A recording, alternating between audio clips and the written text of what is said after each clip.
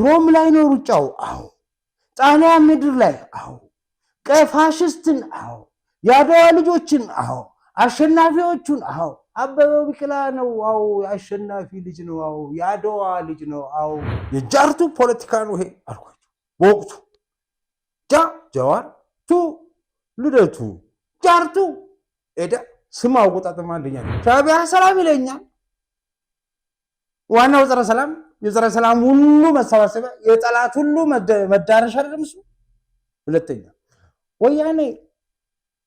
ወያኔ ሰላም ይስፈን ሲለኝ ነው አይደለም እንዴ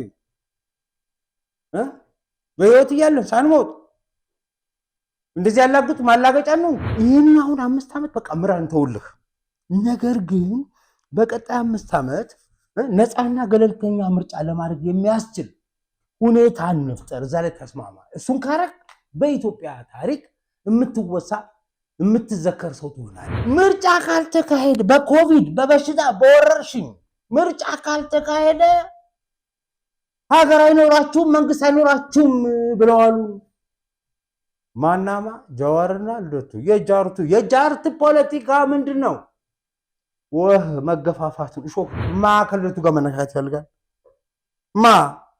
ወዳይ ዘመድ አክስት ዘመድ አንድ ሰው ከአበደ ጋር አብሮ ማብሪያ ይፈልግ ስሙ ከእሱ ጋር እንዲነሳ ይፈልግ ማንም ከለቱ አየሉ ጋር አብዳን የኛ ህዝብ እንዴት ነው ተሰልፎ የት ሜዳ ላይ በዝናብ መሃል ተሰልፎ ብቻ አይደለም ተደጋግፎ ተጨባብጦ ነው ምርጫ የሚያደርገው የጃርት ፖለቲካስ ኦንላይን ነው እሺ ኦንላይን የትግራይ ነፃ አውጪ ግንባር የሚመራው ሀገር ይሄን ይመስላል ለምን እሱ እኮ ኢትዮጵያ ሊመራልም እዚህ መጣው ትግራይ ሊገነጠል ኢትዮጵያ ሊግጣት ነው የመጣው ጃዋርን የሚለቀቀው አብይ ልደቱም እንዲወጣ የፈቀደው አብይ አይደል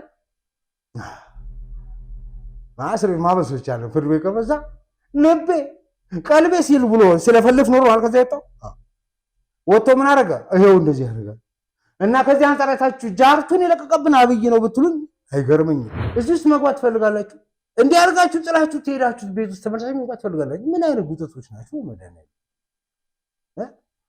ይሁን እንዲህ አለ ያርጉ እዚህ ይሄ እንዲህ አንተ ምንድነው ገስ ሆ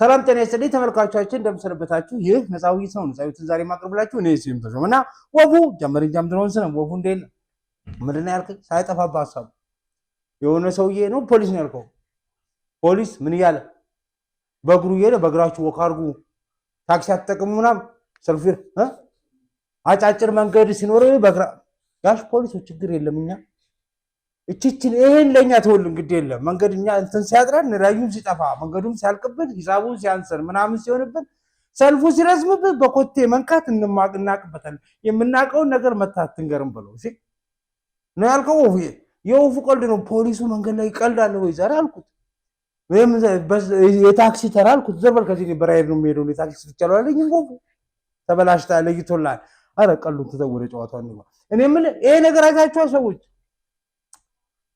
ገዱ አንዳርጋቸውና ይሄ ደግሞ ማይሆን ያጎፍሪያ መስማይሆን አይ እኔ ስማቸው ናምን ያውና ልደቱ ያውና ማን ነው ከሄ ደግሞ ከጫካኔ የመጣው በቅርቡ ጸጉሩ አልተቆረጠም ይሄኛው ማለት ነው ይሄ በደንብ በማውራት ይኖር ይሄም በዚያ እንትን ያረጀበት ነው የሚመስለኝ ዛው ጉዳይ ላይ ይሄን በየሳባቃ ወደ ትሪድ መሰላችሁ ወደ ጉዳይ ማለት ይሄን ጉዳይ ካሳውሳችሁ ባለፈው ሳምንት እንዲህ ሊያረጉ ነው አልኳችሁ መጡ የነገርኳችሁን ሳሰሙ ቪዲዮ እኔ እኮ ችግር የለም መጥቼ አወራው ወፉ ኤዲት አረጋው ከዛ ወፉ ለጥፎ ቤቱ ሳይገባ ጠፋ ቪዲዮ ጠፋ የኔ ችግር ምንድነው ከተናገርኩ በኋላ ሁሉ ሲሰማው ነው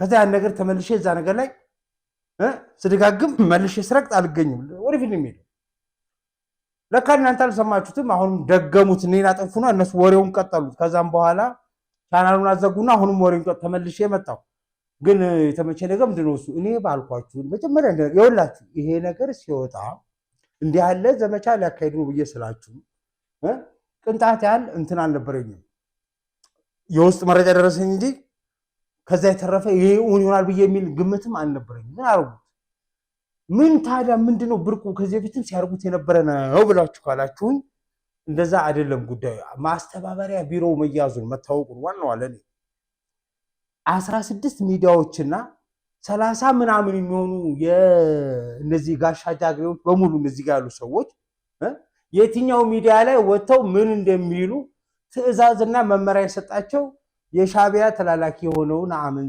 ዘለቀና ወንድሙ ይሁን ምኑ ይሁን ብቻ ማላቀው ገለታው ዘለቀ የሚባል ሰውዬ ናቸው። ሁለቱም የሻቢያ ቅጥረኞች ናቸው። እና የዚህ ስብሰባ ባለቤቱ ባለጎፈሬም ሆነ ጋሽ መላጣም ሆኑ ጋሽ ገዱም ሆኑ ማንም አይደሉም። ባለቤቱ ሻቢያ ነው። ለምን የተመቸ ያቺ የቅድሟ መረጃ የምትመቸ ለዛ ነው። ከስራ መሰረቷ ከገለታው ስልክ ይሁን ከነአምን ዘለቀ ስልክ ይሁን የተያዘችው ተለፈችው። ነአምን ለምንድነው ስልክን ማሰበሰቡ ነው ወይስ እነሱን እያሳጣር መደበኛ ስራ እሱ ነው? ገዱን ከዚህ ቀደም ገዱ ምን ማውራት እንዳለበት ዲክቴት ስታረቀው ተያዝገ። ገዱ ሻቢያ መሆኑን አወቅን። ሻቢያ ጋር ድሮ የሚሰራ እንደነበር ነቃንበት። አክቹአሊ አንዳርጋቸው ጽጌ የሱ ምስክር ሆኖ ሲመጣ ነው የገባኛል። ግን ጨዋታው እንደ መሰለ እነዚህ በሙሉ እዚህ ጋር የምታዩቸው የሻቢያ ግልገሎች ናቸው። እንትን እንዴት አድርገህ ጠቅልላ አረስዬ አይደለም ብዙ አይነት ሰው ነው ያለው። ገዱና ጀዋራው ምን ያገናኛቸዋል? ልደቱና የሽማግሌ ምን ያገናኛቸዋል? ይሄኛውና ያምናብላችሁ የምታስቡ ሰዎች ካላችሁ እንደዚህ ነው የሚሆነው። ህወሓት አለ ዋናው ከዚህ ጀርባ ማለት ስብሃት ነገር የጀመረው ፕላትፎርም ስብሰባው ራሱ ቡራኬ እኮ የሰጠው እሱ ነው ካስታውሳችሁ። ቴዎድሮስ ጸጋዬ አይቶታል። አብሮ ነበሩ ማለት ሲጀምሩ ነበሩ ማለት ቴዎድሮስ ጸጋዬ ሲያስጀምረው ማለት ነው። ስብሃት ነጋን ጋብዞት ነው የጀመረው። አዎ ከዛ ይላችሁ አሰላለፋችሁ እንደዚህ ነው። ህወሓት አለ አንድ በል የህወሓት ተላላኪዎች አሉ ሁለት በል። አሁን ልደቱ ምንድነው የህወሓት ተላላኪ ገዱስ ነበረ። ሌላ በዚህ ነው እንደዛ ነው። እዚህ ጋር ያሉት እንደዛ ናቸው። እዚህ ቀይ እንዴ በእያንዳንዱ ንግግር ስንት ነው? 6 ሚሊዮን ዶላር ነው የተከፈለው። አንድ ጊዜ 6 ሚሊዮን ብር ነው የተከፈለው። መቀሌ ፔፐር ያቀረበ ጊዜ ስንት ነው የተከፈለው? እንደዛ ናቸው እነዚህ። እሱ አይደል ጀዋርም ይሄ ለጀዋርም ተላላኪ ነው፣ ለህወሓትም ተላላኪ ነው። ሌላ ገንዘብ የሚከፍሉን ካገኘ ተላላኪውን ያገልግላል፣ ችግር የለበትም። እና እንትን እዚህ ቀይ ችግር የለበትም። ግን የሻቢያ ትእዛዝ ሲቀበል አይታችኋል። ሊስት ውስጥ አለ አይታችኋል። የትኛው ሚዲያ ላይ ሄዶ ማውራት እንዳለበት እዚህ ወዲህ ውጪ የሆነው ይሄን ሁሉ ወሬ የሚያወሩ ሚዲያዎች በሙሉ የማናቸው የሻቢያ ናቸው በጥቅሉ ነው። ግን አሰላለፍ አላቸው። ህወሓት ራሱን የቻለው አለ አንድ፣ የህወሓት ተላላኪዎች አሉ ሁለት፣ የህወሓት ተተኪዎች ደግሞ አሉ። ተላላኪ ሌላ ነው። አሁን ልደቱ ተላላኪ ነው። ዝም ያለ ተላላኪ ምን ከዛ ውጭ ምን ማለት ነው? እሺ ገዱም ተላላኪ ነው የነበረ ነው። ተተኪ ማን ነው ካልከኝ ዘመነ ተተኪ ነው። ጃልማሮ ተተኪ ነው። ጃዋር ተተኪ ነው። አያችሁ። ሌላ ጽንፈኛ ህወሓት ምን ጽንፈኛ ብሔርተኛ ነው። ህወሓትን መተካት የሚሹት ደግሞ ተተኪዎች ይባላሉ። እነ ጃዋር እነ ለማ ምን ነበር አለማቸው? ህወሓትን አስወግደን በቦታውን ልግባ ነው። ኖ ኢትዮጵያዊነትን የሚያሸንፈው ኢትዮጵያዊነትን የሚቀጥለው ብለን ስንላቸው ምን አደረጉ? ሄዱና ህወሓት ጋር ተደበሩ። እነገዱ ደግሞ አሁን ተተኪ ነበሩ በጊዜው። እነገዱ ብቻ ሳይሆኑ የነ ዘመንም ዓላማ እሱ ነበር። የህወሓት ተላላኪ ብያለሁ። የህወሓት ተተኪ ደግሞ አሁን ቅድም የጠቀስኩላ እነ ጀዋር እነገዱስ ምን ነበር ያሰቡት ብያለሁ ቅድም። እነሱ ደግሞ ያስቡት የነበረው ምንድን ነበረ? ህወሓትን ካስወገድን በኋላ በመከላከያ ሰራዊት ብለን አስወግደን መከላከያ ሰራዊትን ከህወሓት ጋር አጋጭተን አዳክመን ከዛስ በአማራ ልዩ ኃይል ፈንቅለን ስልጣን እንይዛለን ብለው አስበው የነበሩት የነገዱ እነሱ ምንድን ናቸው? የህወሓት ተተኪዎች ናቸው። ነገዱ ምን ይሄን አልነበረ የነገሩ? ማርሻል በግልጽ የነገሩ ይሄን ነገር አለ። አራተኛ ዙር ጦርነት ራያ ላይ ሊጀምሩ የነበረበትና ቀድሜ ያጋለጥኳቸው ምን ነበር? ይሄ እኮ ነበር። እነገዱ ምንድናቸው? ተተኪዎች ናቸው። ልብ አድርጉ። ህወሓት ራሱ የቻለው አለ። ሁለተኛ የህወሓት ተላላኪ የሆኑት አሉ። ተላላኪዎች ሞልቷል። እሺ የህወሓት ተላላኪ የሆኑ ሲያገኝ ቲፒካል አሁን ዝቄል እንደዛ ነው፣ ልደቱ እንደዛ ነው። ሌላ ማናል ምን ተላላኪ ሆኖ የነበሩ ተቃዋሚ ሆኖ ያሬድንም ይመለከታል። በሰብአዊ መብት ስም ተከራካሪ ነን ብለው በጋዜጠኝነት ስም ሲያጭበረበሩ የነበሩ በሙሉ የህወሓት ተላላኪዎች ናቸው። አሁን ሄደው ህወሓት ጋር ለመደነስና አብረው ለመስራት ቅር ያላላቸው ሰዎች እነሱ የህወሓት ተላላኪ ነበሩ ናቸው።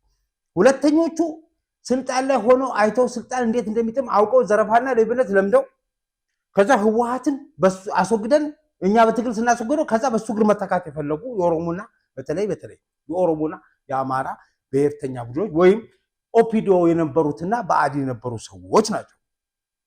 አሁን እዚህ ውስጥ አሉ የስ እንዲድ እነሱ ናቸው ያሉት። እሺ ሶስተኞቹ ምንድናቸው ብለህ ካልከኝ የህወሓት ላኪዎች ናቸው። ይኸው ህወሓት ራሱ አለ ብያቸዋለሁ። የነፍስ አባታቸው ስብሃት ነጋ አለ እዛ ውስጥ። ሁለተኛው ከህወሓት ጋር ተላላኪ የነበሩት የነፍስ አባታቸው ቲፒካል ማሳያ ልደቱ አያሌው አለ። ሶስተኛ የህወሓት ተተኪ ብዬ ያልኳችሁ ገዱ አንዳርጋችሁ ውሰዱ ወይ ለማ መገርሳ ውሰዱት፣ በህወሓት እግር መተካት የሚፈልጉ። አራተኛው የህወሓት ላኪ ማን ነው? እሱ ሻዕቢያ ነፍሴ ነው። በማን ይወክላል? እዚህ ጋር በነአምን ይወክላል። ነአምን እሳት አህመድ ወለደ ተባለው አባቱ ባንዳ ነበር ወይስ እንትን እርግጠኛ አይደለሁም፣ ግን የጀግና ልጅ እንዴት ሆኖ እንዲህ ባንዳ ሊሆን እንደሚችል ባላቅም ቅሎ ነአምን ዘለቀ እሳት አህመድ ወለደ ይባላል። አባቱ የአሰብ ወደብን የሰራ ነው። እሱ ደግሞ አሰብን የሸጠ አሁን ደግሞ እንደሱ ያለ ልጅ ከሚወለድ ጭንጋፍ ቢሆን ይመረጣል ብዬ እላለሁ። በድፍረት ባየሁት ቁጥር ሁሉ ስለማፍር ማለት ነው። ምን ነው? ስለዚህ ህወሓት ጀማነ ደግሞ ከኋላ ሆኖ ያስተባብራል። ታውቃለህ፣ ጀማነ ብየሳቸው ጀዋር መሐመድም ሊሆን ይችላል፣ የማነ ገብረ መስቀልም ሊሆን ይችላል። ዋና እሱ ነው ልላችሁ ነው።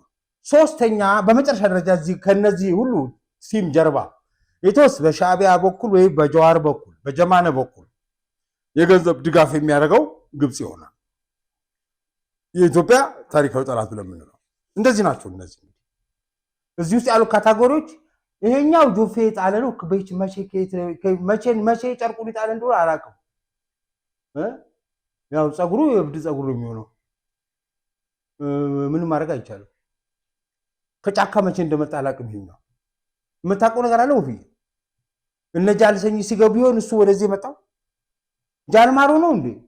እኔ ምን አውቃለሁ? ጃልማሮ ፀጉሩን ካበጠረ እኮ ከተተኮስ ወፍ ፀጉሩን ተኩሳል ይዛል። አልተኮስክም አይደል? እሺ። ለማንኛውም ጃልማሮም ፀጉሩን ከተስተካከለና ፀጉሩን ካበጠረ እኮ ያው የቅድሙ ሰውዬ ይመስል ይችላል። ማን ያውቃል? እሺ። ጥያቄያቸው ምንድን ነው? ሰዎች በጣም አሪፍ ጥያቄ፣ አንድ በጣም ቆንጆ ጥያቄ ያላቸው ወፍቲ ማስታወቂያ ሰመረች ሴቶች ያሉትን ሰምታል? ስዬ ጋር ነበርን ነፃ ሚዲያ ሰምተን የመጣ ነው ብላችሁ ካላችሁ እስከ 5% ድረስ ቅናሽ ይደረግላችኋል ብለዋቸዋል። 5% ስላችሁ ቀላል እንዳይመስላችሁ እስከ 2 ሚሊዮን ብር ይደርሳል አሉ። ከአጠቃላይ ሂሳቡ ላይ ሰመረች ሴቶች ጋር ደውሉ፣ ቤት ግዙ፣ ንብረት አፍሩ። ቦታ ደግሞ ሲላቸው አመራረጣቸው ለየት ያለ ነው። ኤምባሲ ያለበት ጀርመን ኤምባሲ፣ እንግሊዝ ኤምባሲ፣ ቤልጅየም ኤምባሲ ያሉበት አካባቢ የእናንተ መኖሪያ ቤት ሲኖር አስቡት እስቲ። ትክክል ያለ ሰፈር ይመቻቻሉ። ውብና ምቹ በሆነችው በአዲስ አበባ ለዚያውም በእንግሊዝ ኤምባሲ መኖሪያ ቤት ይኖረኛል ብለው አስበው ያውቃሉ? አያስቡ የሚሉት ድርጅታችን ሰመር ሪል ስቴት በሴቶች አደባባይ ጥንቅቅ አድርጎ ያስገነባቸውን ቤቶች ለደንበኞቹ ካስረከበ በኋላ አሁን ደግሞ የደንበኞችን ጥያቄ መሰረት በማድረግ በተወዳጁ እንግሊዝ ኤምባሲ በ2 ዓመት ውስጥ ጥንቅቅ አድርገን ገንብተን የምናስረክባቸውን ቤቶች ለሽያጭ አቅርበናል። እነዚህም ቤቶች በካሬ ከ88 ሺህ ብር ጀምሮ ከ50% የባንክ ብድር ጋር ለሽያጭ እንዳቀረበን ስንገልጽ በታላቅ ደስታ ነው። በተጨማሪም ስዩም ተሾመን ብለው ቀድሞ ለሚመጡ 10 ደንበኞች እስከ 3 ሚሊዮን ብር የሚደርስ ቅናሽ አዘጋጅተናል። የዚህ ዕድል ተጠቃሚ ለመሆን አሁኑኑ ከታች ባለው ስልክ ይደውሉ። ሰላም ይስፈን ይላሉ። ወፉ የሁሉም ጥያቄ የመስማማበት ጥያቄያቸው ምንድነው? እቺ ደግሞ በቅርቡ ያበደች ሻዕቢያ ትሁን ወያኔ ነገር ናት። በቅርቡ ነው ያየሁት። እንግዲህ በቅርቡ ያበደ አዋጭ ቢዝነስ ይገኛል ብሎ ያሰበ ነው። እሺ ሕክምና እዚህ አሁን እኛ ደግሞ እነሱን ታሳቢ በማድረግ እህሪ ባዮ ኢኮቫለንስ ምን ነው አማርኛ ጠፍቶ ነው ባዮ ኢኮቫል ባይ ረተውተው አማርኛ ከጠፋ በኦሮምኛ አድርጉት። ኦሮምኛም ከሌለ ትግርኛ ፈልጉለት። ባዮ ኢኮቫለንስ ስለ ህይወት አቻ ምናምን ነገር አይባልም። ፈልግለት ማን ነው እንዴ? አማርኛ ሞልቷል። አረ ባይኩባልስ ምንድነው እንዴ ያለ ነገር? እህሪ እንዴ ምን አይነት ነገር ነው ማርያም? አራቻ አማርኛ አለው ፈልጉለት ቋንቋ አለ። ምን አይነት ድብልቅልቅ የወጣ ነገር። አርኤምኤ ደግሞ ምንድነው እዛ ጋር አልገባ ብሎ መከራ በሉ። ጀርመንኛ ነው እንደምጽፉ። ለማንኛውም ይሄ ከ1970 ጀምሮ ነባር እኮ ተቋሙ። እሺ አማርኛ የማይረባ ከሆነ በቃ ተውትና ራሱን እንትን አድርጉት። እሺ አረም ወፉ ምን አድርጋችሁ ነው? ኧረ እዛ ጋ ያለው ጽሁፍና እዛ ጋ ያለው አይገናኙ። ኧረ ጎበዝ ተው ግን ተው። ክቡር ጠቅላይ ሚኒስትር እርሶም ነበሩ። ለማንኛውም የጂን ሲኩዌንሲንግ ይመረም። እኔ እኮ ክቡር ጠቅላይ ሚኒስትር ይህን ያደረጉበት ምክንያት ነው ግራ ይገባል። የእነዚህን ሰዎች ጂን ግን አንድ ላይ አሰባስቦ ብንመራመርበት ብናገኝ ይመስሎታል? የሀበሻ የጂን ሲኩዌንስ ምናምን ሲሉ አልሰማሁትም? ጠቅላይ ሚኒስትሩ እዚህ ጋር መጡ። በጣም ይገርማል። ጠቅላይ ሚኒስትር አብይ ትናንትና እዚህ ጋር እነዚህ አሁን ቅድም ያልኳቸው የህወሓት ተላላኪ፣ የህወሓት ላኪ፣ የህወሓት ተተኪ እያልኳቸው አሉ እና ከነሱ ጋር ንክኪ ያላቸው አካላት በሙሉ ብዬ ያልኳቸው ሰዎች እዚህ ጋር መጥተው ሌላ ነገር ሲቀባጥሩ፣ ሌላ ነገር ሲሰሩ ዶክተር አብይ ምን ያደርጋል? የኛ ሀገር ሰው የሀበሻን የጂን ሲኩዌንስ የሚያጠና ተቋም ይመረቅላል። እኔ የምለው አብችዬ እስኪ እነዚህን ሰዎች ጂን ለብቻ ሰብስብና መርምርልኝ። እንደው በሽታቸው ምኑ ጋር እንደሆነ ማወቅ ይቻል ይሆን? በዚህ አጋጣሚ የጀዋር የዚህ ቃይል የዚህ ጨበሬው የዚህኛው የእሱ የነሱ ጂን ሲኩዌንሳቸው ቢመረመር አንድ አይነት በሽታ ታገኙበት ይሆናል። ወይ ድንቁርና ወይ ደግሞ ዘረኝነት የሚል የሆነ ቫይረስ ይሁን ወይ የጂን መዛባት ታገኝበት ይሆናል። ለማንኛውም ጂን ሲኩዌንሲንግ ማጥናት ጀምረናል። ወደዛ ተቋም እንመጣላቸዋለሁ። ከዛ በፊት ግን የነዚህ ሰዎች ታሪካዊ የነዚህ ሰዎች ጥያቄ ምንድነው? አሁን የልደቱ የዚህ ቀይ ለሁሉም ጥያቄ ምንድነው ስላች ሰላም ይስፈን ይላል። በጣም ትክክል። እውነቱ የቃል አሁን በጣም ትክክለኛ ቃል ወፉ አይደለም። ኢትዮጵያ ሰላም ያስፈልጋታል። ነዳጅና ሰላም ራይት። ነዳጅም ያስፈልጋል። በኮቴ ንኩት የሚል ሰው መካሪ ያስፈልገንም። ምንድነው እሱ? ሰላም ይሻናል፣ ሰላም ያስፈልጋል የሚለው እኛ መካሪ ያስፈልገን። መካሪ ብትለኝ ግን መካሪ ችግር ፈጣሪው መካሪ ሲሆን ነው ችግር የሚሆነው ነገር። ሰምተኛ ችግር ፈጣሪው መካሪ ሲሆን እኔም ምለው እንደው በመድኃኒዓለም አሁን ጀዋር ሰላም ይስፈን ይለኛል። ነውር አይደለም እንዴ? እሳን ኢንሰልት ኢንተለጀንስ አለ ሰው። የሰው ልጅን ኢንተለጀንስ መናቅ ስድብ ነው።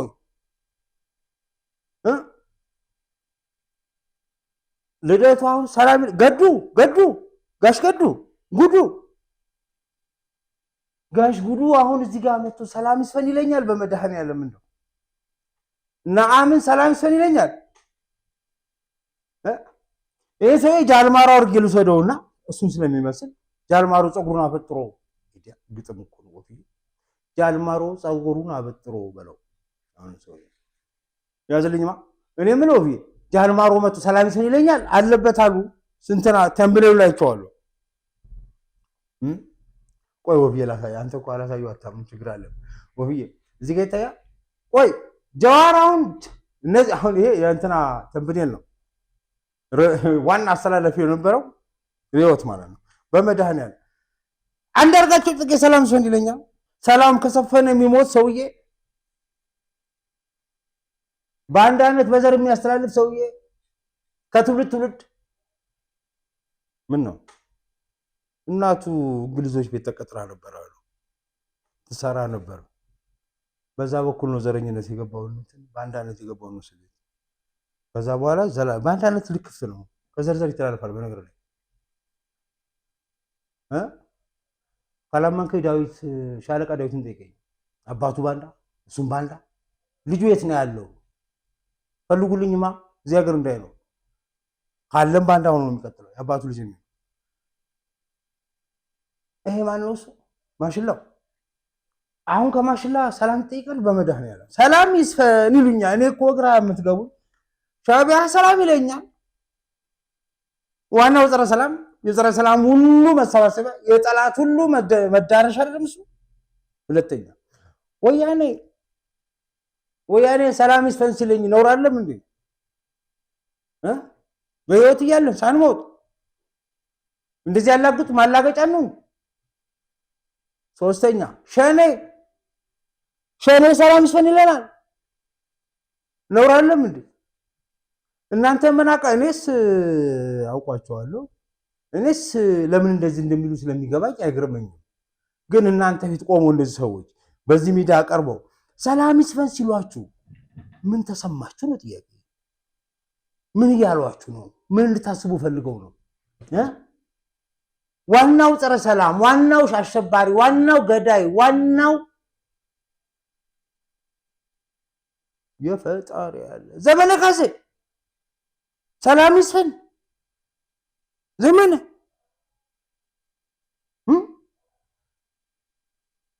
ሸንኮራ ነጋዴ የመሆን ህልም እኮ ሸንኮራ መነገር ነው። ሸንኮራ መንገድ ላይ ቁጭ ብሎ ሸንኮራ 5 ሳንቲም 10 ሳንቲም እኛ ሰፈር ነበር የሚሰው ጎበዝ ሸንኮራ ይነግድ ነበር። አንድ መኪና ሙሉ ጭኖ ያመጣል፣ በወዲያው ይጨርሳል። ድሮ ነው 5 ሳንቲም 10 ሳንቲም ነጋዴ ነው ጎበዝ። እና እሱ የዘመነ ህልሜ እሱ ሸንኮራ ነጋዴ መሆን ነበር። እንደዛ ብዬ አወራዋለሁ ወዳጄ ልቤን። ምን ብለኝ ጥሩ ነው ወፎ እናንተ ጋር የተማረዋል የት አለማያ ዩኒቨርሲቲ ማለት አዎ ከአንተ ጎን ነው የተማረው የተመረቀው ብዬ ሄድኩኝ። ዘመነ ካሴ ከኔ ጋር የተማረው መድኃኒዓለም ምንድን ነው? ምን ማለት ነው? መማር አፈር አባቱ ይብላ ዩኒቨርሲቲ ምናምን ነገር አላውቅም። እኔ ከዘመነ ካሴ ጋር አልውልም ብዬ ወፍዬ አንተም ዛሬ ተማርከው አፈር ብላ ዋጋ የለንም። እኔ የምልህ ያመጣል መንገድ ይወስዳል መንገድ፣ አንድ የሚጠላ አንድ የሚወደድ ይላል። ስዬ የተወለደበት ሀገር ዘመነ ካሴ እንደዛ ነው። ሰምተኛ ያመጣል መንገድ ይወስዳል መንገድ፣ አንድ የሚጠላ አንድ የሚወደድ፣ ኢትዮጵያዊነትን የሚያቀነቅንና አራሙቻ የበቀለበትም ሊሆን ይችላል። ምንም ማድረግ አልችልም። ጭንቅላት እንደሰሪው ነው። እኔ ተማርኩበት መማሩን ገርሞኝ። ለነገሩ ሌላዎቻችሁ ወሬ ልታወሩ ከፈለጋችሁ ወሬውን እኔ ልንገራችሁ። ያልማሩ 6 ኪሎ ነው እዚህ ተማረው ከእናንተ ጋር ልላችሁ ፈልጌ ነው። ሀማዛ አዲስ አበባ ዩኒቨርሲቲ ምናምን ነገር ብለህ የምትለኝ ሰው ካለ ያልማሩም እዚህ ተማረው ልል ነው። 6 ኪሎ የተማረለ ታታ። ስለዚህ በቦታ አይደለም ጭንቅላት እንደሰሪው ነው። ከዛስ እነዚህ ሁሉ ሰው ሌላ ማናል ነገዱ አለ። ከዛ ጀዋር አለ። አሁን በፈጣሪ እኔም ጥያቄዎች እነዚህ አሁን ጓጉንቸሮች ለኢትዮጵያ ሰላምን ይመኛሉ። ሰላም ይስፈን ይሉኛል። አይሆንም። አንዳቸውም እዚህ ውስጥ ይሄን ክሌም የማድረግ መብት የላቸውም። ሁለተኛ ሌላ ምንድን ነው የጠየቁት? ምርጫ ይቁም፣ ሽግግር ይቅደም አሉ። ኦኬ ምርጫ ይቁም፣ ልክ ናችሁ ያላችሁትን ተቀብለናል። ምርጫ ይቁም፣ ሽግግር ይቅደም። ምርጫ ይቁም የሚሉት ሰዎች እነዚህ ሰዎች ማንነታቸው ነግራቸዋለሁ። የልባሩ ቅድም ያልኳችሁ ወይ ህወሓት ናቸው፣ ወይ ተላላኪው ናቸው፣ ወይ ተተኪው ናቸው፣ አሊያም ላኪው ናቸው ያቸዋለሁ። በሌላ ነገር ሻቢያ፣ ወያኔ፣ ሻቢያ፣ ሸኔ፣ ፋኖ ናቸው በላቸው። እነዚህ ታዲያ ምርጫ ይቁም ይላሉ እንዴ? አዎ ይላሉ። ሻቢያ ለምን ይላል? ጨርሶ ምርጫ የሚባል ነገር አያውቅም። በህይወት ዘመኑ እንኳን ምርጫ ስብሰባ አያውቅም ብያቸዋለሁ። እንኳን ምርጫ ጉባኤ አያውቅም ብያቸዋለሁ። ስለዚህ ምርጫ ይቁም ቢል አይገርማችሁም። ሁለተኛ ህወሓት ምን ምርጫ እዚህ ቆይ የ97ቱ ምርጫ አጭበርብሯል እዚህ መከራ ውስጥ የገባው። በነገራችሁ ላይ ዶክተር ብርሃኑ በቀደም ሲናገር ከኢዜማ ፓርቲ ኃላፊነት የወረደለታ ያን አስመልክቶ ሲናገር እኚህ ሰውዬ ምንድን ነው የሚቀላብሩት? ግማሹ ብርጭቆ ሀፍና ሀፍ ምናምን ነገር ነው። አይ ወይን አባቴ እኔ ምን ወብዬ። ለማንኛውም ዶክተር ብርሃኑ ምን አለ መሰላችሁ? 97ቱ ምርጫ አሸንፈናል ካለቀ በኋላ ከመለስ ዜናዊ ጋር ለመጨረሻ ጊዜ ለመነጋገር ቢሮ ገባው ይላሉ። ከአና ጎሜዝ ጋር ሆነ እኔ አና ጎሜዝ እና መለስ ዜናዊ ሆነ ቁጭ አልን ይላሉ። በህይወት ያዘንክበን ቀን ተብሎ በዳኑ የጠየቀለሰ እና መለስን ምን አልኩት ነው የሚለው? ምርጫውን አሸንፈናል እንደ ዩኖዊት እኛም እናውቃለን፣ አንተም ታውቃለህ። ነገር ግን ምርጫው በቃ ተሸንፈናል፣ እኛ ይቅር ውጤቱ ውጤት እንቀበለው። አሸንፈናል፣ አንተም ታውቀዋለህ፣ እኛም እናውቀዋለን፣ እነሱም ያውቃሉ አሉ እና ይለዋል ይህን አሁን 5 ዓመት በቃ ምራን ተውልህ፣ ነገር ግን በቀጣይ 5 ዓመት ነፃና ገለልተኛ ምርጫ ለማድረግ የሚያስችል ሁኔታ እንፍጠር፣ እዛ ላይ ተስማማ። እሱን ካረግ በኢትዮጵያ ታሪክ የምትወሳ የምትዘከር ሰው ትሆናለች። ለኢትዮጵያ መሰረት ዲሞክራሲያዊ ስርዓት ግንባታ መሰረት ጥለህ ሄደህ መሪ ትባላለህ ብዬ አልኩት አለ መለስ ዜናዊ። እና መለስ ዜናዊ ያው ድኩማን ነው፣ ትንሽ ሰው ስለሆነ አይገባውም ዲሞክራሲ ማለት ምን ማለት እንደሆነ። እና ዶክተር ብርሃኑ ምን ሲል ሰማሁት? ከዛ እቺኑ ነገር ለአብይ አህመድ ነግሬዋለሁ አለ። አብይ አህመድ ለመለስ የነገርኩትን ለአብይ አህመድ ነግሬዋለሁ። ርዕሱ ራሱ የምትለው ጽዋ እንደዚህ እና አብይ ሲነግረው ምን አለ? ያራዳ ልጅ አለው። ተግባባ። በመለስና በአብይ መካከል ያለው ልዩነት ምንድነው ብለህ ካልከኝ አብይ ለኢትዮጵያ ዲሞክራሲያዊ ስርዓት መሰረት ጥዬ አልፋለሁ ብሎ ያምናል። አብይ ማን ነው? መለስ ዜናዊ ያቃተውን በምርጫ ተሸንፎ ያልገባውን ዶክተር ብርሃኑስ ምርጫ እንዳሸነፈ አውቆ ኢትዮጵያ ከምርጫ ከስልጣን በላይ ነች ብሎ አሸንፈናል፣ ግን ስልጣኑን ወስደህም ይሄንንም አድርገንልህ ግን ለቀጣይ ምርጫ ለዲሞክራሲያዊ መሰረት ጥለን እንለፍ ይላል። እምቢ አለኛል። አሸንፌው ተሸነፍኩልህ ብለው እንኳን ሊገባው አልቻለም ማለት እና በህይወቴ አዘንኩበት ቀን ያንለት ነው ይላል ዶክተር ብርሃኑ። እና ሲናገር ይገባኛል። እና ዶክተር ብርሃኑ ያን ብሎ ሄዶ ከዛ ነገሮች አልተሳኩም፣ ነገሮች ተበላሹ። ከዛ እንደኔ ያሉ ሰዎች ያራዳ ልጆች መጣና ከዛ ተታታ ያደረገው ወያኔ በሐሳብ በለጥ ነው ቀፎ መሆኑን አሳየኑና ህዝቡ አባረረው ወያኔ። የዶክተር አብይ መንግስት መጥቶ ምን እያደረገ ነው ካገኝ ዲሞክራሲ መስረት ይፈልጋል። ምንግባባው በዛ ነው። ላይክ ለምሳሌ ምርጫ ያለ መንግስት እየመጣ እያለ ልክ ምርጫ ያላረግ ሰፍ ሲል ኮቪድ መጣና ዘጫ። እሺ ወይ ኮቪድ መሆኑ መሰለ እንደወፉ ኮቪድ መሆኑ አለ። ኮቪድ በደረሽኝ በተከሰተበት ሁኔታ ምርጫ አጠቃላይ ሀገራዊ ምርጫ ማካሄድ አልችልም ብላ ወይዘሪት ብሩክታን ወሰና ቁጭ ለዶክተር አብይ ደውላ ሲነግሩ አንቺ ደግሞ እናንተ ስታሸንፉ ነው እንዴ ያለ ነገር የምታረጉት አይነት ነገር ዶክተር አብይ መናገር በስልክ አንቺ እናንተ ብሎ ማለት ማን ነው? እኔ የምርጫ ቦርድ ዋና ሰብሳቢ ነኝ፣ እናንተ ያሉት ማንን ነው ምናምን ብላ ተናዳ ስልኩ ላይ ድርግም እኔ አይደለሁም ያልኩት የተከበሩ ጠቅላይ ሚኒስትር ራሳቸው በህዝብ ተወካዮች ምክር ቤት ፊት ለፊት የተናገሩት ነገር አብሽ ይሄን የሚያደርገው አንደኛ ለምርጫው የነበረውን ጉጉት የት ድረስ እንደነበር ነው የሚያሳየው። ከዛስ የምርጫ ቦርድ ወሳኟ ሴትዮ ደግሞ ወይዘሪት ብርቱካን ሚደቅሳ ምን አይነት ሰው እንደነበረች ማሳየት ይፈልጋል ዶክተር አብይ ጆሮው ላይ ዘጋችበት። ከዛስ እስከዛች ሞሜንት ድረስ ምርጫ አይካሄድም ብለው ሲሉ የነበሩ ሰዎች እነ ልደቱ እነ ምናምና ወያኔ ጀዋር ልደቱ ወያኔ ልክ ኮቪድ መጥቶ ምርጫ ተራዝሟል ሲባል አብይ መሆን ነበረበት። ዲሞክራሲን ያልከ አሁን ለምርጫ ቦርድ መገዛት አለ። እሺ ተገዛ። ልክ እሱ እዛ ጋር ሲታሰር ሳይው እነሱ ምን ብለው መጡት? የተፈቱ ውሾች ነው ሁለት ዘዶቅሳ ብያልኩት ያኔ ውሾቹ ማን ይለቀቃቸው? እሱ በምርጫ ቦርድ ውሳኔ ሲገዛ እነሱ የተፈታ ውሻው ነው። ምን ብለው መጡ? ምርጫ ካልተካሄደ መንግስት የለም አሉ። ምርጫ ካልተካሄደ መንግስት ወላሂ አለ ከመስከረም 30 በኋላ ምርጫ የለም፣ ከሰኔ 30 በኋላ ምርጫ የለም። ምርጫ ካልተካሄደ መንግስት የለም። ማማናቸው ልባርጉ ጀዋርና ልደቱ ምን አልኳቸው? ያኔ ጃርቱ አልኳቸው። የጃርቱ ፖለቲካ ነው ይሄ አልኳቸው በወቅቱ። ጀዋርቱ ልደቱ ጃርቱ ኤዳ ስም አወጣጥማ አንደኛ ነኝ። የጃርቱ ፖለቲካ ነው ያልኳቸው። ምርጫ ካልተካሄደ በኮቪድ በበሽታ በወረርሽኝ ምርጫ ካልተካሄደ ሀገር አይኖራችሁም መንግስት አይኖራችሁም ብለዋሉ። ማናማ ጀዋርና ልደቱ የጃርት ፖለቲካ ምንድነው? ወህ መገፋፋት እሾክ ነው። የጃርት ፖለቲካ ነው።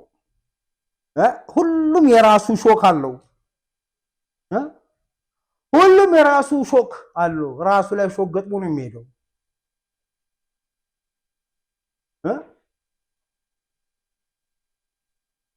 ወፉ ጃርት አይጠቃቀፍም። ጃርት አይጨባበጥም። ጃርት አይነካካም። ዙሪያው ሾክ ነው። ዙሪያው ሾክ ነው። የጃርት ፖለቲካ ይባላል። ጎን ለጎን ይሄዳሉ እንጂ አይጠቃቀፉም፣ አይነካኩም። የጃርት ፖለቲካ ምንድነው? ይሄ ነው የጃርት ፖለቲካ። የወለ ወፍዬ በህወሓት ዘመን ያኔ ህወሓት ያደረገውን ታውቃለህ? ዶክተር ብርሃኑ ያለውን ነገር ያለው ሌላ ምን አለ? ምርጫ 100% ቆዋል። 99.6% አለ። የዛ ተባባሪ ማን ነው? ልደቱ አያሌው። የዛ ተባባሪ ማን ነው? ሌሎች። የዛ ዋና መሰሪ ማን ነው? ገዱ አንዳርጋቸው። ሌላ ማን አለ? ምናምን ነገር እኔ የምላቸው እነዚህ ሰዎች ሻዕቢያ ጨርሶ ምርጫ አቅም እያቸዋል። ወያኔስ እንኳን ምርጫ ጉባኤ አቅም ይኸው አይናችሁ ያየ ጉባኤ አርግ ብሎ ምርጫ ቦርድ እኔ የምላችሁ በምርጫ ቦርድ ተሰርዞ አሸባሪ ተብሎ ተስካሩ ተነፍቶለት ፕሪቶሪያ ድኖ ተመልሶ መጥቶ ምርጫ አርግ ብሎ ቢሉት ጉባኤ ጥራ ብሎ ቢሉት ምን አረገ? ደብረ ጽዮን መልሶ አምጥቶ ይኸው አይናችሁ ያየ አጭበርብሮ አሁን ከምርጫ ቦርድ ተሰርዛል። ይሄ ሁሉ አሁን የምታውቁት ነገር ሁሉ ሆነ። አሁን እሱ ምን ይላችኋል? መጥቶ ወፍዬ ምርጫ ይቁም። ለምን? አጭቤ ምርጫ አጭበርባሪ ነው። ማ ህወሓት ነፍሱ እንደዛ ነው። ስሪቱ እንደዛ ነው። የኖረውም እንደዛ ነው። አሁን ምን ይሏል? እነዚህ ጨዋ መስለው ምርጫ አውቁ ይቁም። ምን ይቅደም? ሽግግር ምንድነው? ቅርጫ ምንድነው? ስልጣን አብረን እንከፋፈል። ልክ እንደ ቅርጫ ቤት እንደ ፋሲካ በሬ ስልጣን እንከፋፈል። በምን በብሔር ይድረሰን፣ በህዝብ ቁጥር ይድረሰን አይደል? ጨዋታ ነው አባቴ። በምርጫ በህዝብ ውሳኔ እሱም አይሆንም። የማን ዓላማ እያስተጋቡ ነው? ሁሉም የሻዕቢያ ማን ነው? ሻዕቢያ አይደለም። ሻዕቢያ ምርጫ ጨርሶ ሻዕቢያ ምርጫ የሚባል ነገር ግን የሻዕቢያ ብቻ እንዳይመስላችሁ አሳይቷሉ። ሌላው ነው የውስጥ ልጨርስላችሁ። ህወሓት ከሆነ ምርጫ አጭበርባሪ ነው፣ የታወቀ ነው። ሌሎቹስ ምርጫ ፈሪ ናቸው። ህዝብ ከመረጠ እነዚህን ደናቁርት ማንም ሰው ከዕቁብ እንደሚያቆርጣቸው ያውቃሉ። አሁን ገዱ ሰው ብሎ ምርጫ ያቀርባል። እዚሁ ምክር ቢቆይ እንኳን ጅል ነው የሚለው ሰው ሁሉ ቧ ነው የሚለው። ሌላኛው ዘንዶ ነው ሲድዛ ወደዛ ነው የሚለው። ሁሉንም አንቅሮ ምታር ከዚህ በኋላ የሚተፉ ሰዎች አሉ። ከሻዕቢያ ነው ያነገ ተካካሰው አይተርፍም በሚል ሳለ ሌላ የሚያነሱት ጥያቄ አለ ወይ ስትል፣ አዎ ምን አለ? ፍርሃት ምርጫ ከተንተካ አሁን እንደው በመድኃኒዓለም ልደቱ አያሌው የሚመርሰው አለ። አሁን እንዲህ ያሉ ሰዎች ምን ቦታ አላቸው? ልደቱ በምርጫ ተሰረቀ። የመጀመሪያ ነገር እኮ ምርጫ በምርጫ ሲያጭበረብር ተይዞ ከህወሓት ጋር ያጭበረበረው እድሜ ልኩን የሰራው ግፍና በደል እኮ አለ። አባላትን መዝግብና አንጣ ነው ምናምን ብላ ትለዋለች። ብርቱካን አጭበርብሮ ይዞልህ መጣ። ማ ከልደቱ ጋር መነካከት ይፈልጋል? ማ ወዳጅ ዘመድ አክስት ዘመድ አንድ ሰው ከአበደ ጋር አብሮ ማብሪያ አይፈልግ። ስሙ ከእሱ ጋር እንዲነሳ አይፈልግም ማንም። ከልደቱ አያሌው ጋር አብዳን ወፍዬ ልደቱ አያሌው ጋር አብረህ ትመዘገባለህ። እንኳን እሱ አይደለም ማን ነበር ያኛው ሰውዬ? አንድ ማን ነው ሰው ኢንጂነር ማለት ነው ይልቃል። አንድ ቀን ሁለት ቀን አብሮት ብሎ ከዚህ ጋር መነካካት ለካ ተያይዞ መጥፋት ነው ብሎ መሰለኝ ይወርድበት ጀመር። ከዛ ይናፍልኝ ጀመር አንድ ሰው ከዛ እንደዛ ልደቱን እንኳን የሚመርጠው አለ አብሮት የሚሄድ ሰው የለም። እሺ ስለዚህ ለፖለቲካ ድንጋ ለወሬ ምናምን ነገር ጋዜጠኛ ምናምን ይሄ ማለት ቴዲ ሐዋሳ ምናምን እነሱ ያደርጋሉ። አሁን የተካነበት ነው እኔ እየጠራ ሲወርድብኛል የሚለው የስ ልደቱ እንደዛ ይችላል። ከዛ በተረፈ እንደ ሰው የልደቱ ጎረቤት መሆን ትፈልጋለህ? አባቴ ሳጥን አይልም ብጎራበት አይሻለኝም? ከእንዲህ ያለ ጋራ ከመሆን አይሆንም። ጎረቤቱ መሆን ትፈልጋለህ ወይ? አብረ መኖር ትፈልጋለህ ወይ? አብረው ሻይ ትጠጣለህ ወይ? አይሆንም። እንኳን የፖለቲካ አባል አጋሩን ልትታገለቀሱ ፖይንት ምንድነው? እነዚህ ፈጽሞ ምርጫ የሚባል ነገር የማያውቁ እድሜ ልካቸውን ሳይጨበርብሩ ይኖሩ እንዲሁም ደግሞ ምርጫ የሚፈሩ በሽተኞች ናቸው። ሌላ የሚያስፈራቸው ነገር ምንድነው ካልከኝ 40 ነው። ባለፈው ሳምንት 36 ሚሊዮን ነው። ዛሬ ብጠይቅ 40 ሚሊዮን ይደርሳል። በእርግጠኝ 40 ሚሊዮን ህዝብ ምርጫ ተመዝግቧል። ይሄ ህዝብ ምን አይነት ህዝብ ነው? ኮቪድ ሲባል ያኔ አዳሜ መንግስት የለም ሀገር የለም ስትል አልሰማህም? ብርቱካን ሚደቅሳ ያለችውን ይሰማል። አብይ አህመድ ያላቸውን ይሰማሉ። ለምን? እንደ ጠቅላይ ሚኒስትር እንደ ሀገር መሪ፣ ብርቱካንስ እንደ አንድ ነፃ ገለልተኛ የተቋም መሪ ሊቀመንበር። ከዛስ ምርጫ ሲባሉ 30 ምናምን ሚሊዮን ህዝብ ወጥቶ ምርጫ አደረገ። በምን ውስጥ? በጦርነት ያው በክረምት እልም ባለ ዝናብ ውስጥ እስከ ሌሊቱ 6 ሰዓት ተሰልፎ ያን ዕለት የኮራሁት ኩራት አትጠይቁ። ያን ዕለት በስመ አብ የተደሰትኩት ደስታ አትጠይቁ። የኢትዮጵያ አዳሜ ስታወራ ስትፍጨረጨር ስትጎርር ትውላታለህ። የኢትዮጵያ ህዝብማ ጨዋ ህዝብ ነው። ስነ ስርዓት ያለው ነው። ህግና ስርዓት ያውቃል። ሀገረ መንግስት ምኑ ጋር እንደቆመ ያውቃል። በአንተ ጩኸት ሳይሆን ባመነበት ይሄዳል። ከመንግስት ጋር ችግሩንም ስኬቱንም እኩል ይነጋገራል። ምርጫ ታደርጋለህ ሲባል በስነ ስርዓት ወጥቶ አንድ ቦታ አመፅ ግርግር ሳይነሳ በጦርነት መሃል ምርጫ አድርገን ዓለም ሁሉ ሲያሟርትብን ሲያሴርብን በነበረበት ሰዓት ማለት ነው። ከዛስ ምርጫ ማድረጉ ምናምን ብቻ አይደለም እኮ ምርጫ አድርገ ከዛስ ብርቱካን ሚደቅሳ ወጣ ይሄ ነው አለችው ይሄ ነው አለችውን ተቀብሎ ወደ ቤቱ የተመቸሙ ስነ ስርዓት ያለው ህዝብ ነው ማለት። እንዴት ባለጌዎቹ ሴት ነው ያሉ ካልከ ባለጌዎቹማ የጃርት ፖለቲካ ነው አልኩ እኮ። የኛ ህዝብ እንዴት ነው ተሰልፎ የት ሜዳ ላይ በዝናብ መሃል ተሰልፎ ብቻ አይደለም ተደጋግፎ ተጨባብጦ ነው ምርጫ የሚያደርገው። የጃርት ፖለቲካስ ኦንላይን ነው። እሺ ኦንላይን ምን ማለት ነው? አትነካካም። ለምን? እሾክ ነው ሰውነት። ኦንላይን የሆነበት ምክንያት መሰላችሁ? አደባባይ ወጡ ገዱ አንዳርጋቸውና አሁን ማን ልበል ወያኔዎቹ የሉም እዛ ጋር አሁን ነው ተቃቅፎ አብረው አረው እዚህ ቀየልና እነሱ የተሳሳሙ እስቲ አንድ ቀን አንድ ቤት ሰዋሉ ይዘጋ ልደቱና ጀዋርና እዚህ ቀየልና ቄሱ እዚህ ጋር ቄሱና ምናምን ሴና እስቲ አንድ ቤት ተሰብስባችሁ ዋሉ። እስቲ መንገድ ላይ ሄዱ አብራችሁ እስኪ እንደኛ ህዝብ በዝናብ ሰልፍ ውጡ መንገድ ላይ እስኪ አንድ ቀን ሀገር ቤት ነው እስኪ አንድ ነገር ስሩ። በተግባር መሬት ላይ በሐቅ የሚረጋገጥ አድርጋችሁ ነገር ስሩ። እስቲ አይችሉም። ለምን? አይተቃቀፉም፣ አይደጋገፉም፣ ይወጋጋሉ። የጃርት ፖለቲካ ያልኳችሁ ጃርቱ ያልኩ ለዛ እኮ ነው። ጀዋርና ልደቱ በሌላም ጃርት ነው። ዙሪያው ሁሉ ሰውነት ሁሉ ሾክ ነው። እኔ ብቻ ልብላው ነው ነገራቸው። ልደቱ እኔ ብቻ ልብላው፣ አብይን ለመጣል እንስማማለን፣ መንግስት ለመጣል አብረን እንሰራለን፣ ጀዋር ስቱዲዮ ገብተን እናወራለን። ውጭ ሰወጣ ምንድነው የምታደርገው? አንደኛው ኢትዮጵያ ምናምን ይላል፣ አንደኛው ኢትዮጵያ ትሰንጠቅ ይላል፣ ሌላኛው ኢትዮጵያ ትፈለጥ ይላል፣ ሌላኛው ኢትዮጵያ ልብላት ይላል፣ ሌላኛው ኢትዮጵያ ልሽጣት ይላል። ጃርት ማለት ይሄ ነው። ሁሉም ሆዳም ብቻ ተሰባስቦ የራሱን ጥቅም የሚያሳድድበት ነው። አይገርምም? እንደዛ ነው። ይሄን ብዬ ስላችሁ ግን አብይ አህመድ ምን ይላል ስትሉት አብይማ ምን ይላል? ትላንትና አሁን እዚህ ላይ ምንም መልካም ነገር አልተናገሩም። እውነት አልተናገሩም ማለት አይደለም። እውነትማ ይናገራሉ አንዳንዴ እኮ።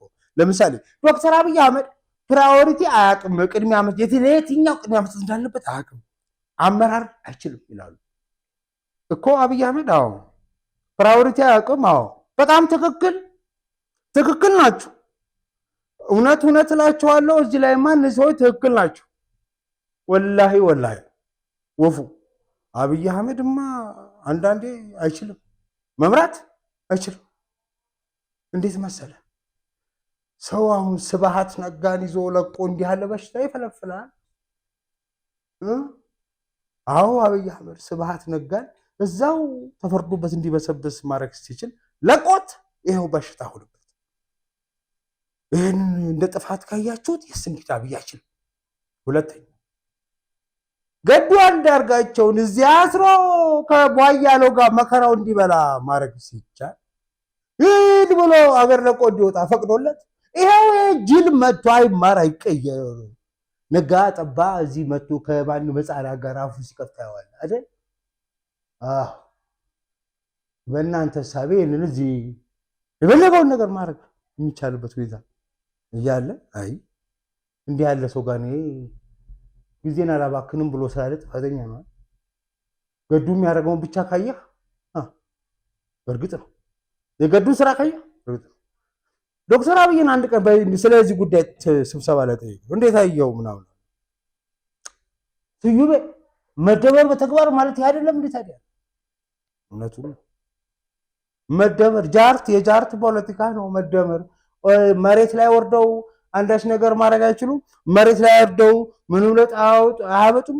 እውቀት ሆነ ግንዛቤ የላቸውም። የጃርት ፖለቲካ ምንድነው? አደባባዮች ያወራሉ። ሲያወሩ ለእኛ ጥሩ እንትን ይሰጡናል። ገብቷል?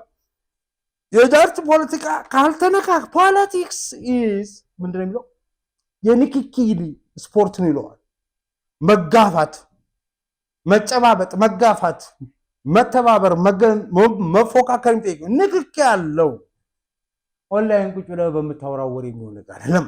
እሱ የጃርት ፖለቲካ። ጃርቶች አንድ ላይ ቁጭ ብለው ያወራሉ፣ ግን መሬት አይተቃቀፉም፣ አይነካኩም። ካልተነካካ ደግሞ ለውጥ አታመጣም።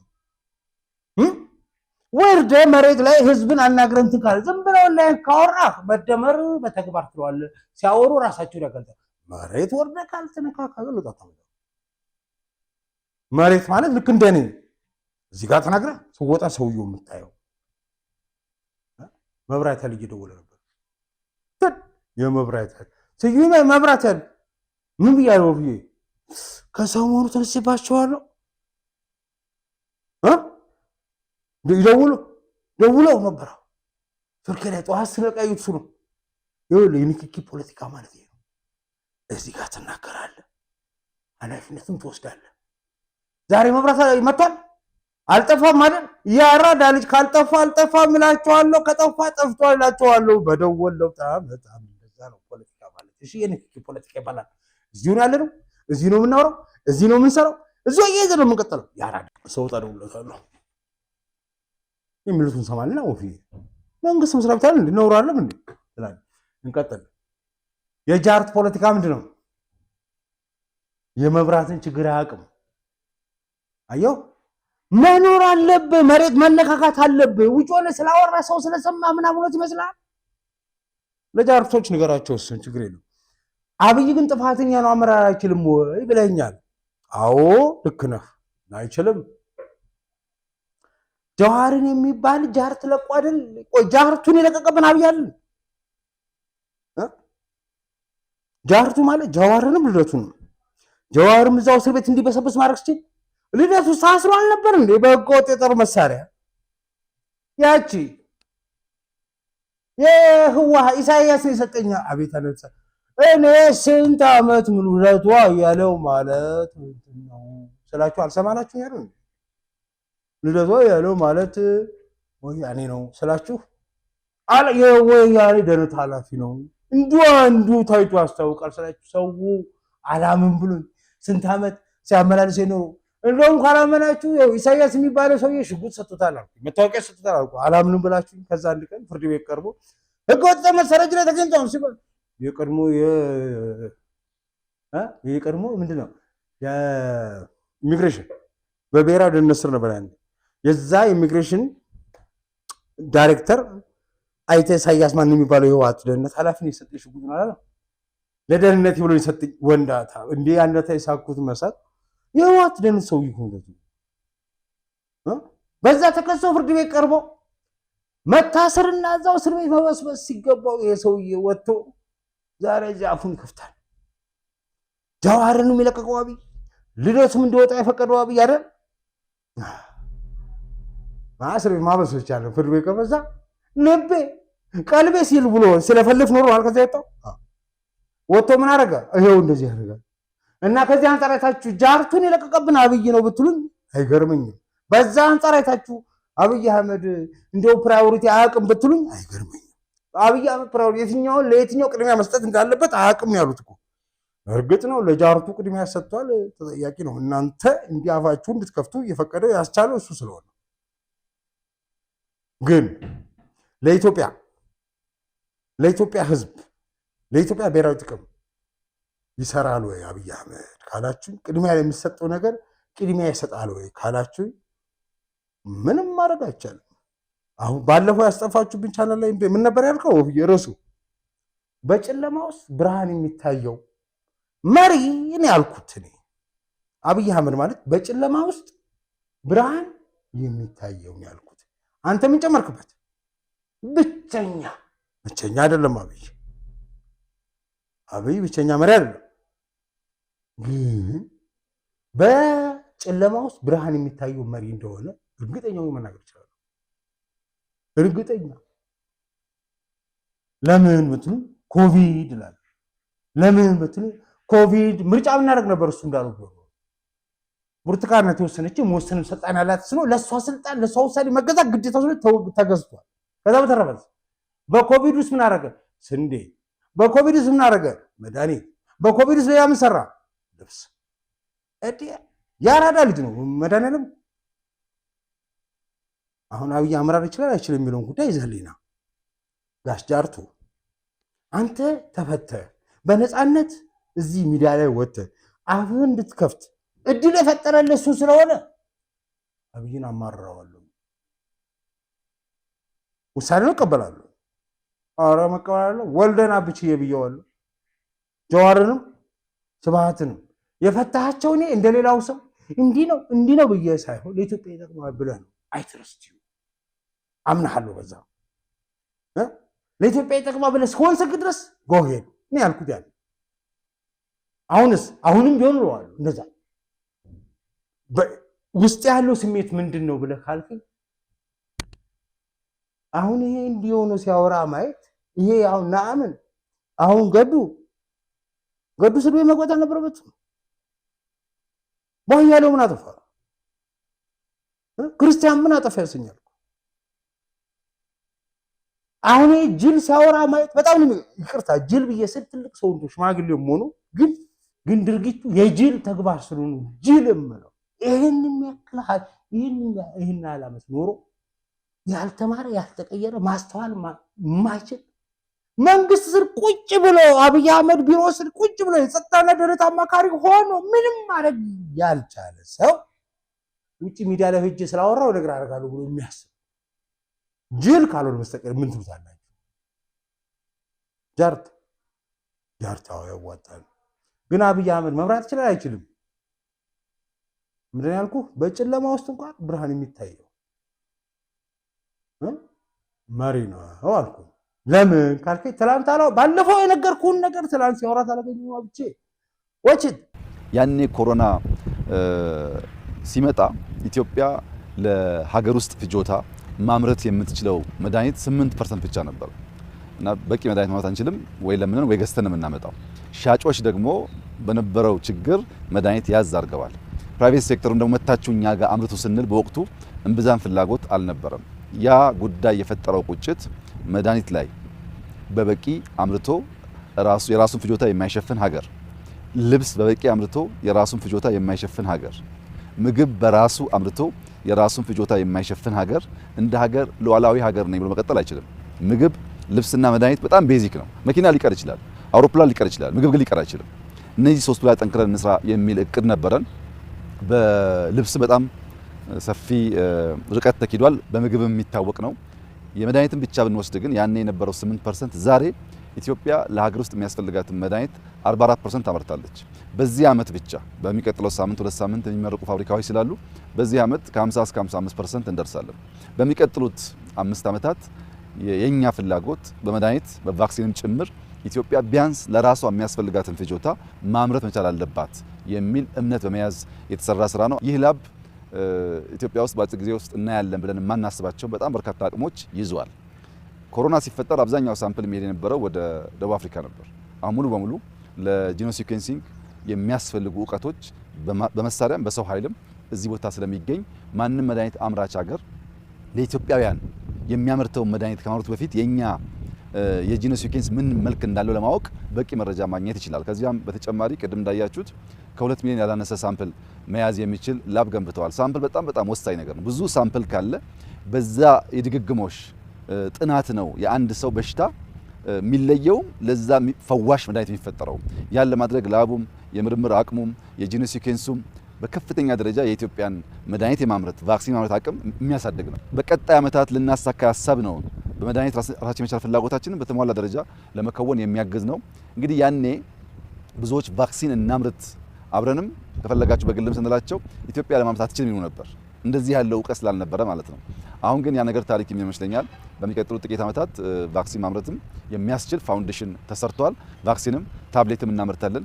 በመድኃኒት ራሳችንን ከቻል፣ በምግብ ራሳችንን ከቻል፣ በልብስ ራሳችንን ከቻል የተቀረው የሚከተል ስለሆነ የተሟላ ሉዓላዊነት ያረጋገጠች ሀገር ለማድረግ የሚያግዝ ይሆናል። ኢትዮጵያ በጣም ዘግይታለች ይህንን ነገር ለመስራት። ይሁን እንጂ ግን አሁን ያለንበት ደረጃ አጭር ጊዜ ስለሆነ ሙከራ የተደረገው ተስፋ ሰጪ ነው። እንግዲህ ኮሮና ጣጣ ብቻ ሳይሆን እንደዚህ ያለውን ቁጭት፣ እንደዚህ ያለውን ዕውቀት፣ እንደዚህ ያለውን ስራ በሀገራችን ለማስጀመርም እድል ሰጥቷል ማለት ነውና አይመችም። ታዲያ ባለፈው ቃል በቃል ያልኩሽ ምን ነበር? ይሄ ነው ሌላ አስበለ ብትለኝ አርቆ ማስተዋል አብይ መምራት ይችላል አይችልም ብለህ ስትለኝ አርቀ ማስተዋል ትችላላችሁ፣ ለትውልድ ታስባለህ። አሁን እዚህ ውስጥ አንዳቸው ለትውልድ የሚያስቡ ለነገው ትውልድ ብለው የሚናገሩት ነገር አለው እዚህ ጋር። አዎ እኔ አናገራለሁ ስለ አድዋ ማወራው ለኔ ብቻ አይደለም፣ ስላለፈው ትውልድ ነው። ያለፈውን ትውልድ ብቻ አይደለም፣ ነገን ስለማሻገር ነገን ስለማየት ነው። ስለ ልጆቻችን ስለ አሸናፊነት ነው የምናወራው።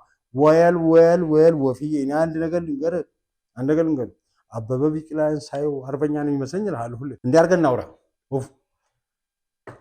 ማን ነው ሰለሞን ላይኔ ምናምን ዋና ቤተሰቦች እዚህ ቤት ያላችሁ እስቲ ቪዲዮቻችን ቻናላችን ቢጠፋ ዕውቀቱ እናንተ ጋር ሴቭ ያረኩባችሁ ሰዎች ሴቭ ማድረግባችሁ ሰዎች አሉ። ያንተ ነው ሜሞሪ ፉል እየሆነ ያስቸግረኝ እንጂ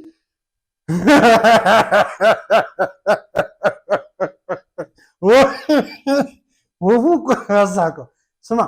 ለምሳሌ ላይኔ ፉል ነው አይሆንም። በቃ ሊሚት ለስሩ ካፓሲቲ ለምሳሌ እንደዚህ ስምጠራቸው ያለ መታከት በቃ ፎሎ የሚያደርጉ የሚከታተሉና ምን የሚሉ ትርግር የሚያደርጉ ናቸው። ዮናስ አለ ላይኔ ያለ ምን ወዳጆቼ በጣም በቅርብ ስም መጣት ማልፈልጋቸውን ሰዎች ጭምራሉ ነው ያራለች ናቸው።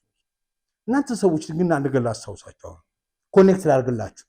ሮም ሄድኩና አንድ ቀን አየሁት አበበ ቢቂላን አብቼ ሄዶ ሐውልቱን ሲያስመርቅ አየሁት፣ አስታወስኩት፣ እልሁን አየሁት።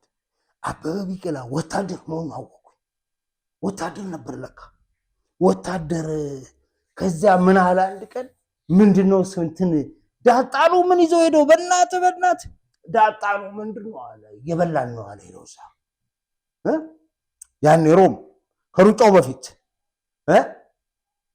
ማን ነው አለ ማይሁን አንዱ አሯጭ የሚያቃጥል ዳጣ መሰለኝ ይዞ መጥቷል አለ ከሀገር ቤት እየበላን ነው አለ። ፈረንጁ መጥቶ እናንተ የምትበሉት ምንድነው አለ። በእናቴ በመርዝ ጋዝ እንዳቃጠለን እናቃጥለው ስጠው አሉ። አበበ ነው የሚለው ይሄንን እውነት እኮ ነው። በመርዝ ጋዝ እንዳቃጠለን ስጠው እናቃጥለው ሰጠው።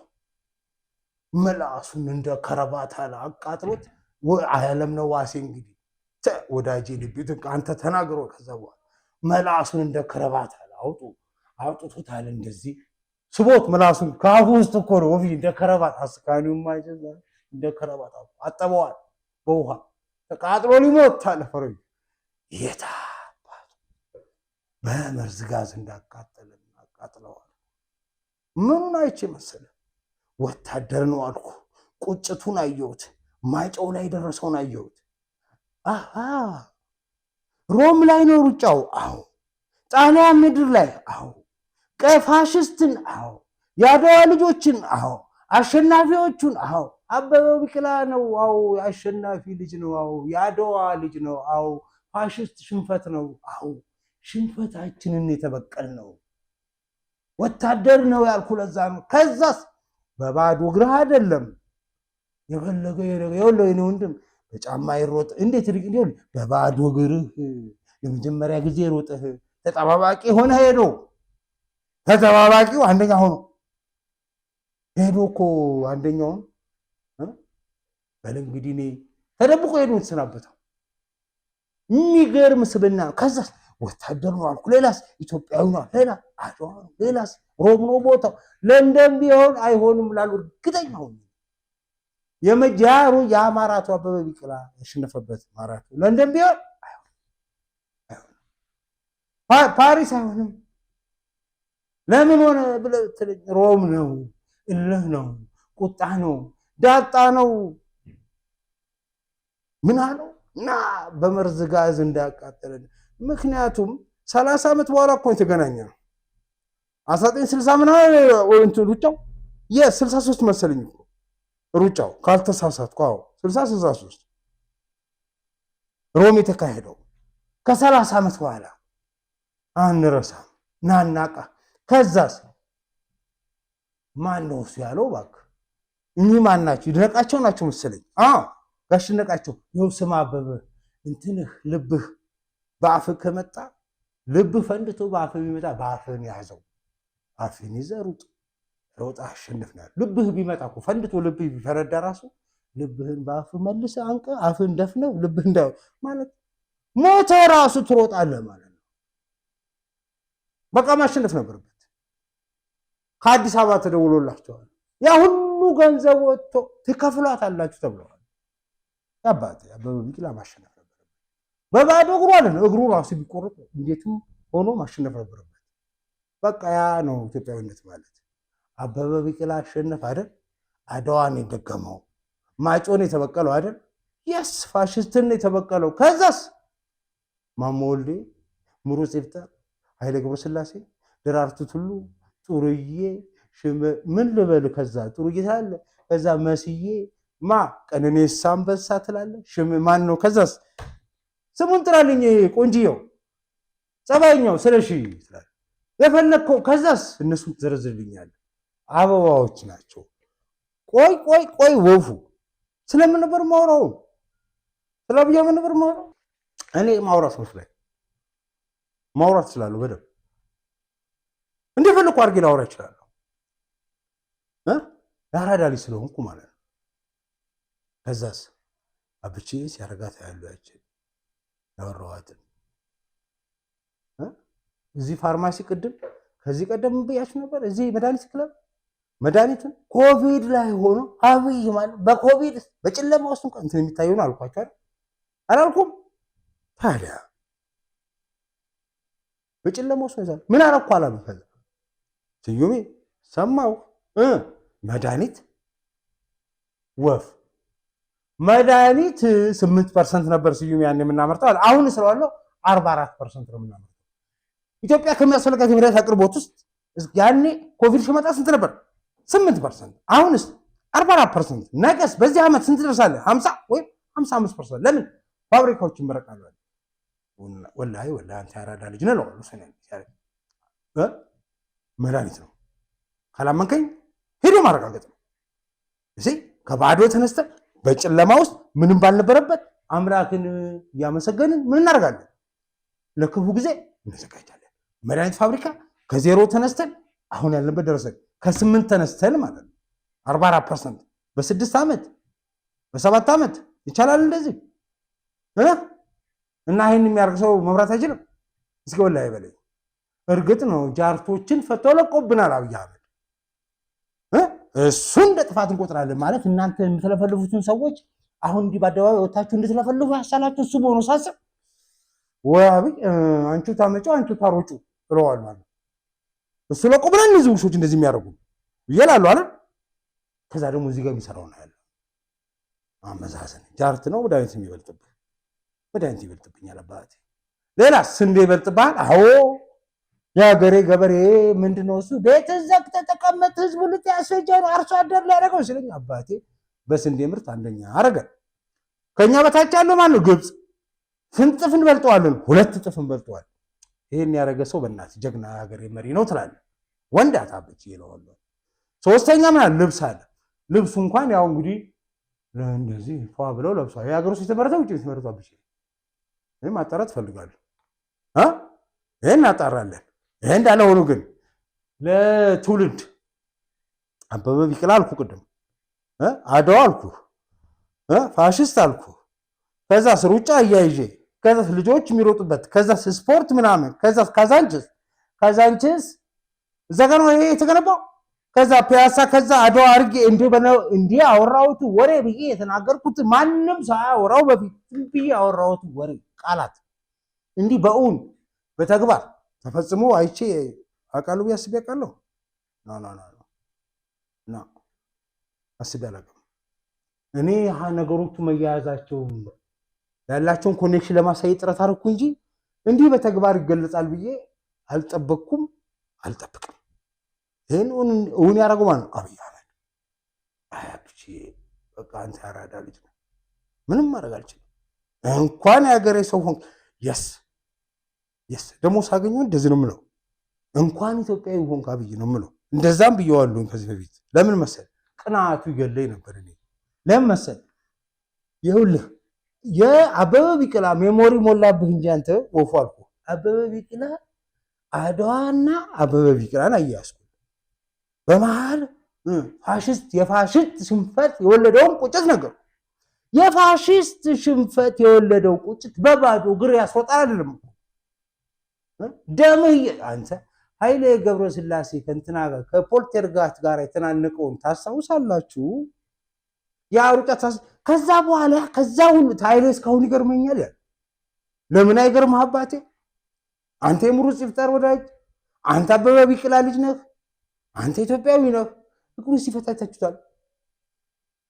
አላየህ? ልክ እንደ አበበ ቢቂላ ነው። እግሩ ሲፈታ ደም ሞልቶታል የኃይሌ ገብረስላሴ። ያ የመጨረሻው ቅጽበት ማለት እንደዛ የሮጠው በምን አቅም እንደሆነ አያውቀውም፣ አይገምተውም። አሁንም ድረስ አይገባኝም ይላል። እንዴት እንደዛ ኦን እንዳረኩት እንዴ ይሄ ነገር ይላሉ አለ ኃይሌ እኮ ነው። አሁን ያስቀኛል አለ እንዴ ይላሉ አለ ያስ ኃይሌ እንዴት ይሆናል? እኛም አይገባል ግን አድርጎታል። አሁን ይገርመኛል ሳስበው፣ በጣም ይገርመኛል። ምን አደረገው? አሸናፊ ያ እንዴት መጣ? አድዋ አልኩህ፣ ሮማ አልኩህ፣ አበበ ቢቂላ አልኩህ፣ አበበ ማሞ ወልዴ ምናምን ኃይሌ ማን ሙሩጽ ይፍጠር ሲያሸንፍ ይላል። ሞስኮ ኦሎምፒክ ደብል ሲያሸንፍ፣ ከዛስ ኃይሌ፣ ከዛ ቀነኒሳ ያራዳል። እና ምንድነው ማወራላችሁ? ስፖርታችን ከጀግንነታችን ታሪክ ጋር እንዴት የተቆራኘ እንደሆነ እያሳየዋችሁ ራይት። እና አብይ ግን እያለ ነው እዩቤ ይሄን እኮ እናርገዋለሁ እያለ ነው። እና አብይ እኔ ታሪኩ ሞድ ለዚህ ነው እላለሁ። አብቼ የሞድህ ለዚህ ነው። እኔ ሐሳብ ነው ማወራው፣ አንተ በተግባር ነው የምትመራው። ኧረ ይመችህ፣ የፈለገው ነገር ይሁን። መምራት አይችልም ነው ያልከኝ? ኧረ በእናትህ ተወኝ፣ ኧረ ተወኝ እስኪ። እኛ በእውን እየኖርነው ነው። ስማ አብይ የሚለውን ኔሽን ቢልዲንግ የሀገር ግንባታ ስራ ሁለት መሰረታዊ ምሰሶዎችን የያዘ መሆን አለበት። ትናንትን በወጉና በቅጡ የሚያስታውስ፣ በወጉ በቅጡ የሚያወሳ፣ ነገን ደግሞ የሚሰራ መሆን አለበት።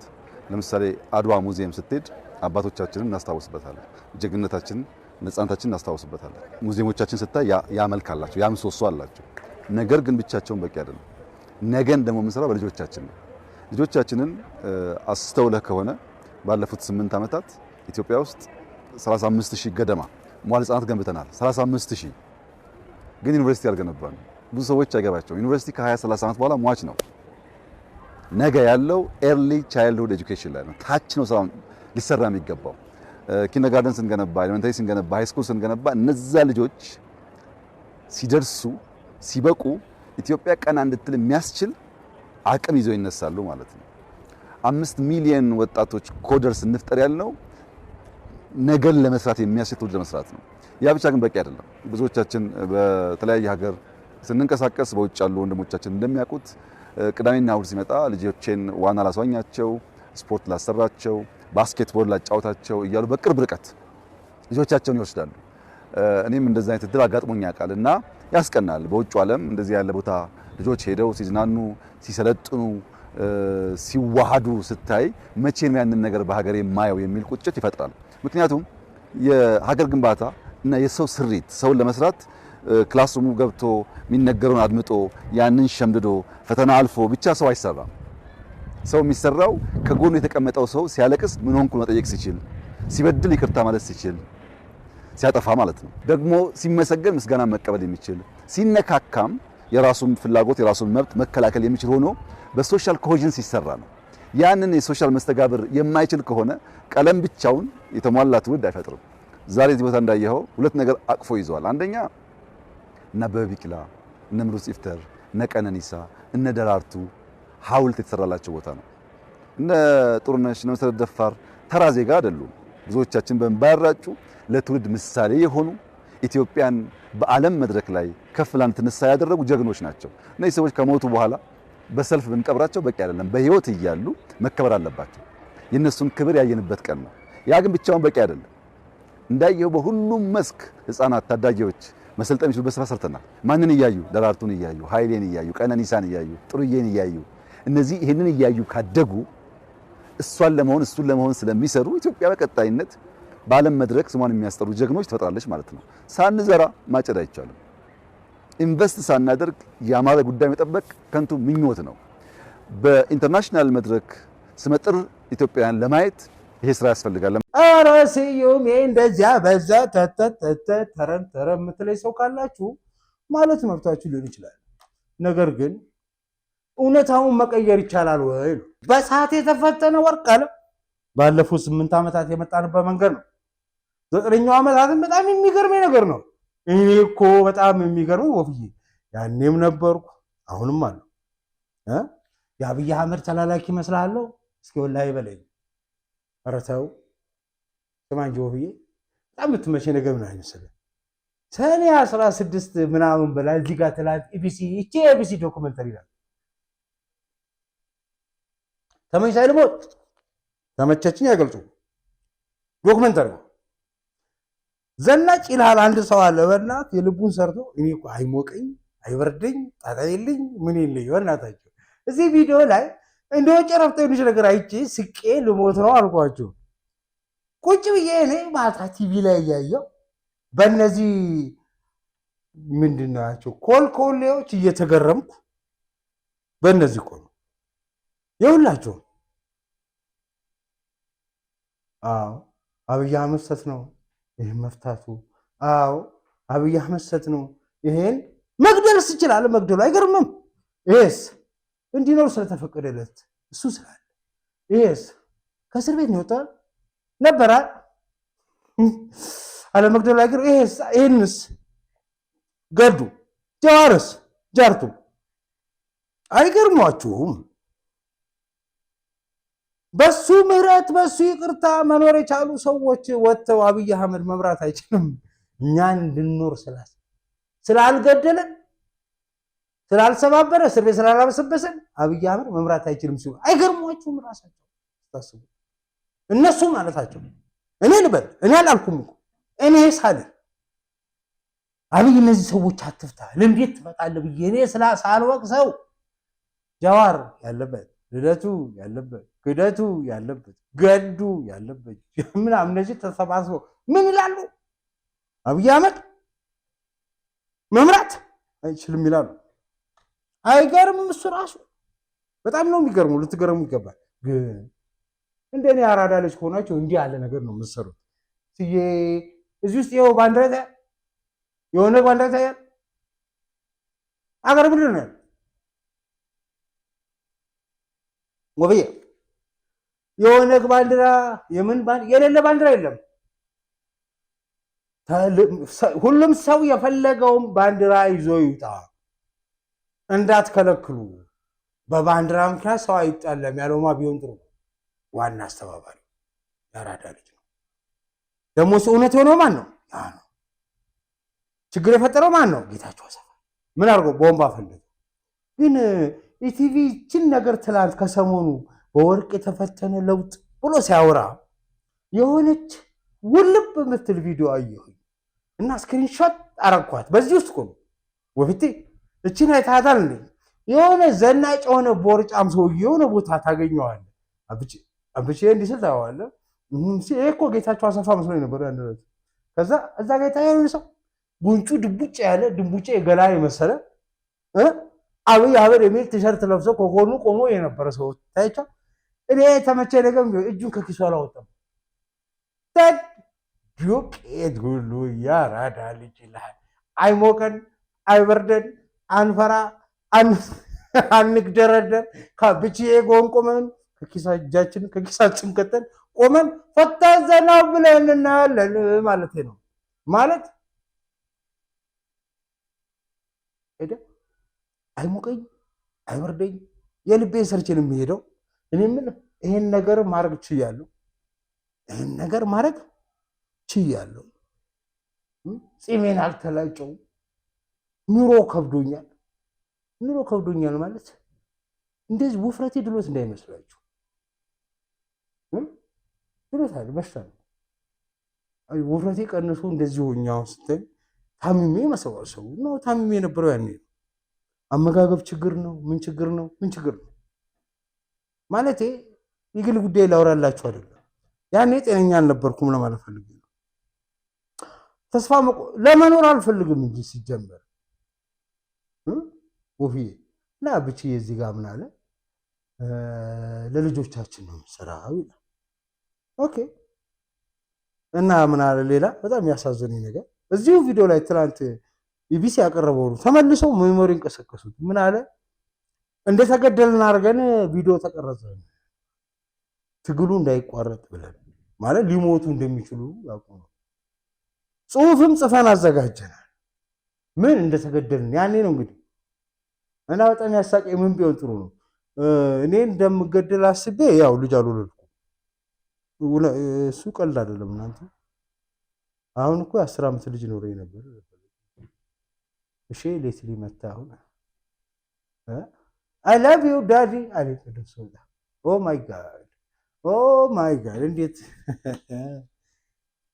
የተሰማኝ ስሜት ፊቴ ላይ ሳኩሳቅ እንዴት ብዬ ልንገራችሁ እንዴት ጣፋጭ እንደነበረ ቅጽበቷ አይ ላቭ ዩ ዳዲ እና በስተርጅና እላችኋለሁ ልጅን ጣም እያጣጣምኩ ነው። አልወልድም ብዬ ኖርኩበት ሀገር ነው። ለምን አየህ ልጅ ካለ ትፈራለህ። እሱም ቢጨንቀው ልጆቹ ወደ ውጭ ሀገር ልኳል። እሺ በአንተ ምክንያት ለልጆች መከራ ውስጥ ይገባሉ ብዬ ልጆች ወደ ውጭ ላኩ ያለበትን አስታውሳለሁ። አይ ለመሞት የወሰኑ ሰዎች ናቸው እዚህ ሀገር ለውጥ የሚያመጡት ልፈልግ። ሌላስ ካልከኝ እንደው ጽሁፏ ተመቸችኝ። ጽሁፍ ምን አድርገህ ነበረ ብትለኝ ምን ትዝ ብሎ ይመስላል ታስር ያለውኝ የምትል ሜሴጅ ግሩፕ ሜሴጅ ታውቃላችሁ ነበረችኝ ቴክስት ላይ እና ሁሉ ጊዜ ሳውራት ታስር ያለውኝና ምናምን ብላ የምትል የተወሰኑ ሰዎች ቴክስት ሜሴጅ ነበረችኝ። ሬዲ ሜድ የሆነች ቴክስት ልክ ስታሰር እንዲህ ብዬ በቀላዳየውና ሴንድ አልኳት እላለሁኝ። ብዙ ጊዜ አንሻታለሁ ብዙ ጽፌያታለሁ። አምኒስቲ ምናምን ኮንፌስ አደረግም እናገራታለሁ ብዙ ጊዜ ሁሌ ሴት እንደምታሰር ግጥያ ነበርኩኝ። ስለዚህ ምን አድርጋለሁ ቴክስት አዘጋጅቼ የተመረጡ ሰዎች እሺ ምናልባት ለምሳሌ ካወቃችሁ ሁለት ማዕከላዊ ስገባ ከማንም ቀድሞ መታሰሪን ማለት ለምሳሌ መሳይ ያቅ ነበር። መሳይ መኮንን መሳይ ነው ለማን ነው እሱን ብቻ የተመረጡ ሰዎች አሉ 5 ናቸው ምናምን ሰዎች ለነሱ ቴክስት ማድረግላቸዋል። ክሊክ ሴንድ አደረኩኝ። በሩን ከፈትኩ ያው እንዳረጉኝ ዘውኝ ሄዱ። ለማንኛውም ግን ማለት እሱ እንደምንሞት ብሎ ያለ እኔም እንደምታሰር አውቄ ምን አድርጌ ነበር እንደምሞት አውቄማ ልጅ አልወልድም አልኩ። እንደምታሰር ደግሞ ቴክስት አዘጋጅቻለሁ። ምን ሰው ልክ ታስር ያለው ብዬ ቀድሜ ለመናገር ማለት ነው። እና ከግቢ ሳልወጣ ነው ፖሊሶቹ መታሰር የተዘገበው። ኢሳት ላይ ወጣ ኦኤምኤን ላይ ወጣ ምናምን ላይ ወጣ። እንዲህ ህይወትን አጅዘህ የምትሄድበት ነገር አለ። ከዛስ በዛ ውስጥ የመጣን ሰዎች ልፋቱ ጥረቱ ምንድነው ካል ትርጉሙ ምንድነው ብላ እውነትና ኢትዮጵያዊነት ነው የሚያግባ አብይና እኔን የሚያግባባን እውነትና ኢትዮጵያዊነት ነው። ይሄኛው ልጅ የመለስ ዜናዊ ጠባቂ ነበረው አይደል? ካልተሳሳትኩ ይመስለኛል። ግን እኛ ምንድነን ትኩር ብዬ አየዋለሁ። አላበሸ ተመችታኝ እኮ ነው። አሁን ያየኋት ቪዲዮ አይቼ ተላቅም ነበር። ቲሸርት አለ ያለታ ለመጀመሪያ ቀን ያገኘሁት አብይን ብያቸዋለሁ። እጄ ሰላም ያልኩት ካሜራ ላይ ለካ ሁሉ ካሜራ እኛ ላይ ነበር። ብድግ ብሎ ሰላም ሲለኝ ምናምን እኔ አላስብም። ካሜራ ምናምን አንተ ስንት የሚያሳስብ ነገር አለ፣ በእውን የሆነው ነገር አለ፣ በጣም ብዙ ነገር አለ። ከዛ በኋላ ለካ ቲንግ ሴታፕ በጣም ከባድ እና ቦምቡ አስባት። ይሄ ገና አብይ ሲገባ ነው። ከዛ ሲወጣ ደግሞ ይፈነዳል። ቦምቡ ሲፈነዳ ያዋል ውስጥ የነበረ ጥርጣሬ አለ። ምን አለ ይህ በዚህ ውስጥ መጣን፣ ይሄ በሳት ተፈተነ ወርቅ ምናምን የተጋነነ ሊሆን ይችላል አገላለጹ። ግን የምንሰራው ነገር የምንናገረው እዚህ ጋር ማውራው እውነት ነው። ማውራው ሁሉ እውነት ነው። የሚያግባባ ምለው ኢትዮጵያዊነት ነው። የጋራ ማንነታችን ስለሆነ ለሁላችንም ያግባባናል። ከዛ በተረፈ የምናደርገው ነገር ምን መሰላችሁ? በተግባር የሚሰራው ነው። ቃል በተግባር የሚለውን እዩት። አብይ አህመድ ግቢ ውስጥ የሰራው የዚህ ታሪክ አካል በመሆኔ እንዴት እንደምኮራ ብታውቁ ማለት ነው። አም ሶ ፕራውድ ኦፍ ኢት። ማንም ሰው የዚህ አካል ቢሆን ይኮራል። ቦታ ላይ ቢሆን ምንም ጥያቄ የለውም። ይህም የሚያክል ሀገር ውስጥ በመቀየር ሂደት አት ክሪቲካል ሞሜንት ላይ እዛ ጋር መግኘት እሱን ደግሞ የሆንኩትን ብሎ በአጋጣሚ አይደለም፣ በልፋቴ በጥረቴ ላመንኩበት ባረኩት። እኔ ግን እምላችሁ ነገር የፈለኩትን ነገር ላድርግ በዚህ ልክ በዚህ መልክ እንደዚህ የተቀናጀ የተግባባ የተናበበ ለውጥ ይመጣል ብዬ አላሰብኩም። ያ ከመጣም በሱ ነው የመጣው። ክሬዲቱ ለሱ ነው የሚገባው፣ ለአብይ አህመድ። እውነት እላችኋለሁ መሪነት ማለት ምን አይነት እንደሆነ የምታውቁት በቃ በዚህ ነው። እንዲህ ያለ ግማታም ቤተመንግስት ውስጥ ነበር፣ እንዲህ ያለ ግማታም ግቢ ውስጥ የሚኖር መሪ የነበረ ነው ማለት እንዲህ እስኪገነባ እንዲህ እስኪፈርስ እንዲህ እስኪቆሽሽ ምን አይነት መሪ ምን አይነት መንግስት ነው የነበረ እንዴ? የዚህን ጣዕም ለምታውቀው ቆሻሻውን ስታየው ነው። ቆሻሻውን ይኸው መጀመሪያ፣ ግማቱን ይኸው መጀመሪያ። ምንድን ነው ይሄ? አየህ ኢትዮጵያ ውስጥ እኖራለሁ ኢትዮጵያን እመራለሁ የሚል ተስፋ የሌለው ከኢትዮጵያ ጋር ዘላቂ ቁርኝት የሌለው ይሄ ማይ ጋድ እዚህ ውስጥ ተቀምጦ ምን አይነት ሀገር ነው የሚመራው? ከኢትዮጵያ ጋር አየህ የትግራይ ነፃ አውጪ ግንባር የሚመራው ሀገር ይሄን ይመስላል። ለምን እሱ እኮ ኢትዮጵያ ሊመራ አይደለም እዚህ የመጣው፣ ትግራይ ሊገነጥል ነው። ኢትዮጵያ ሊግጣት ነው የመጣው፣ ሊግጣት ከዛስ ሊገነጠል አይደል? አብይ አህመድ ሲመጣ ምንድን ነው የሚያደርገው? በቃ ይሄ ነው። እንደው በፈጣሪ አሁን ይሄ ቤተ መንግስት ነበር ማለት ይቻላል። እንደው በፈጠራችሁ ኖራለም እዚህ ውስጥ ተቀምጣችሁ ኖራችሁ። እኔ የሚገርመኝ አሁን ተመልሳችሁ ብትመጡ የት ነው የምትገቡት? ቤተ መንግስት ገባላችሁ ወፉ እንደዚህ አድርገው ጥለው ትሄዱት። ቤተ መንግስት ውስጥ መምጣት ተመልሶ መግባት የሚፈልጉ ሰዎች ራሱ ጤነኛ ነው አእምሯቸው? እዚህ ውስጥ መግባት ትፈልጋላችሁ? እንዲህ አድርጋችሁ ጥላችሁ ትሄዳችሁ ቤት ውስጥ ተመልሳችሁ መግባት ትፈልጋላችሁ? ምን አይነት ጉተቶች ናቸው? መድኃኒዓለም ይኸውልህ እንዲህ ያለ አድርጎ ይሄ እንዲህ አንተ ምንድን ነው ገስ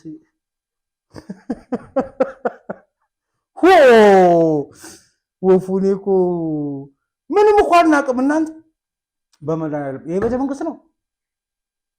የቤተ መንግስቱ ውስጥ የነበሩ ፍርስራሽ ቤቶች ነው የሚለው ቋል አይገርምም? ወፊቴ አይመችም? ግን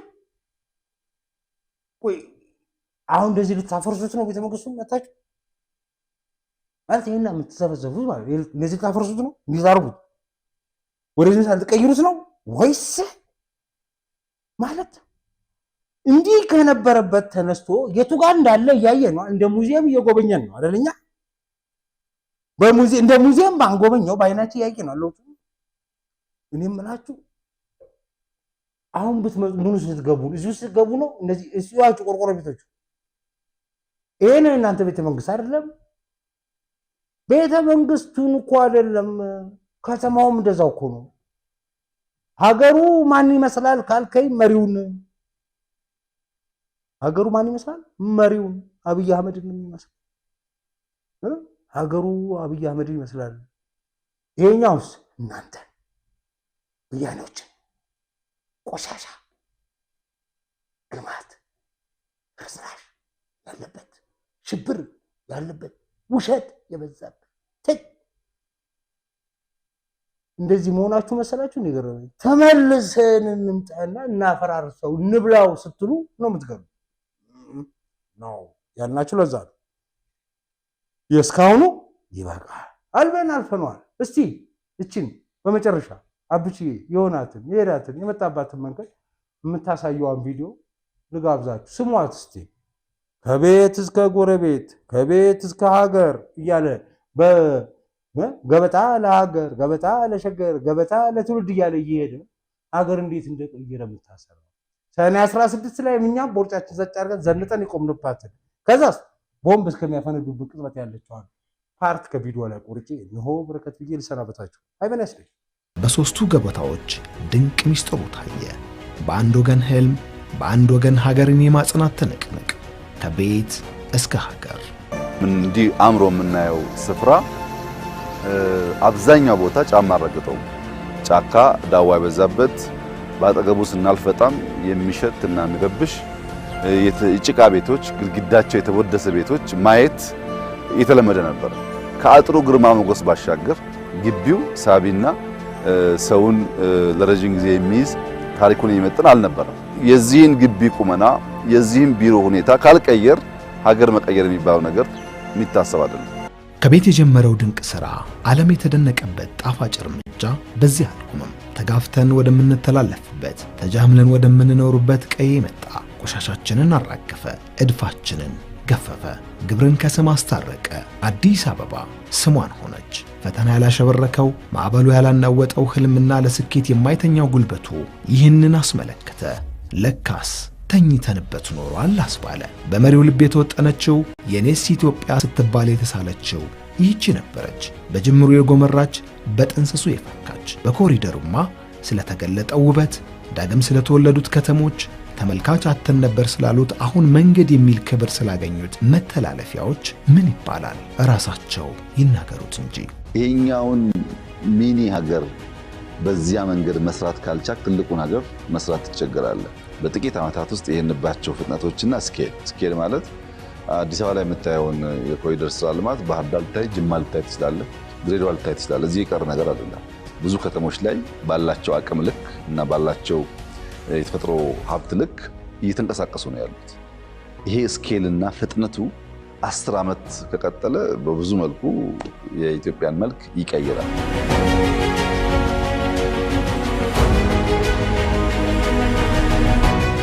ለምን ከተሜ ብቻ ገጠሩም አልተዘነጋ። በመሪው ምናብ ያለው ስዕል ሙሉ ነው፣ የጎደለ አይታይበትም። ያልተቀየረ ገጠር የከተሜነት አስኳል ሊሆን አይችልምና ኮሪደር አርሶ አደሩም ቀዬ ጉዳይ አለው።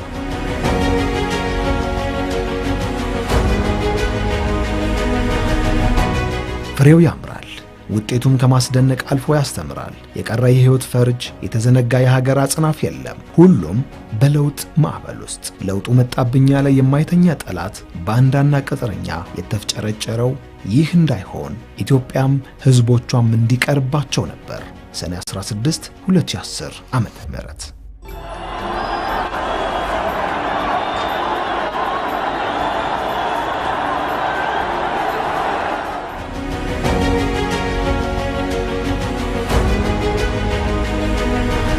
ውብና ምቹ በሆነችው በአዲስ አበባ ለዚያውም በእንግሊዝ ኤምባሲ መኖሪያ ቤት ይኖረኛል ብለው አስበው ያውቃሉ?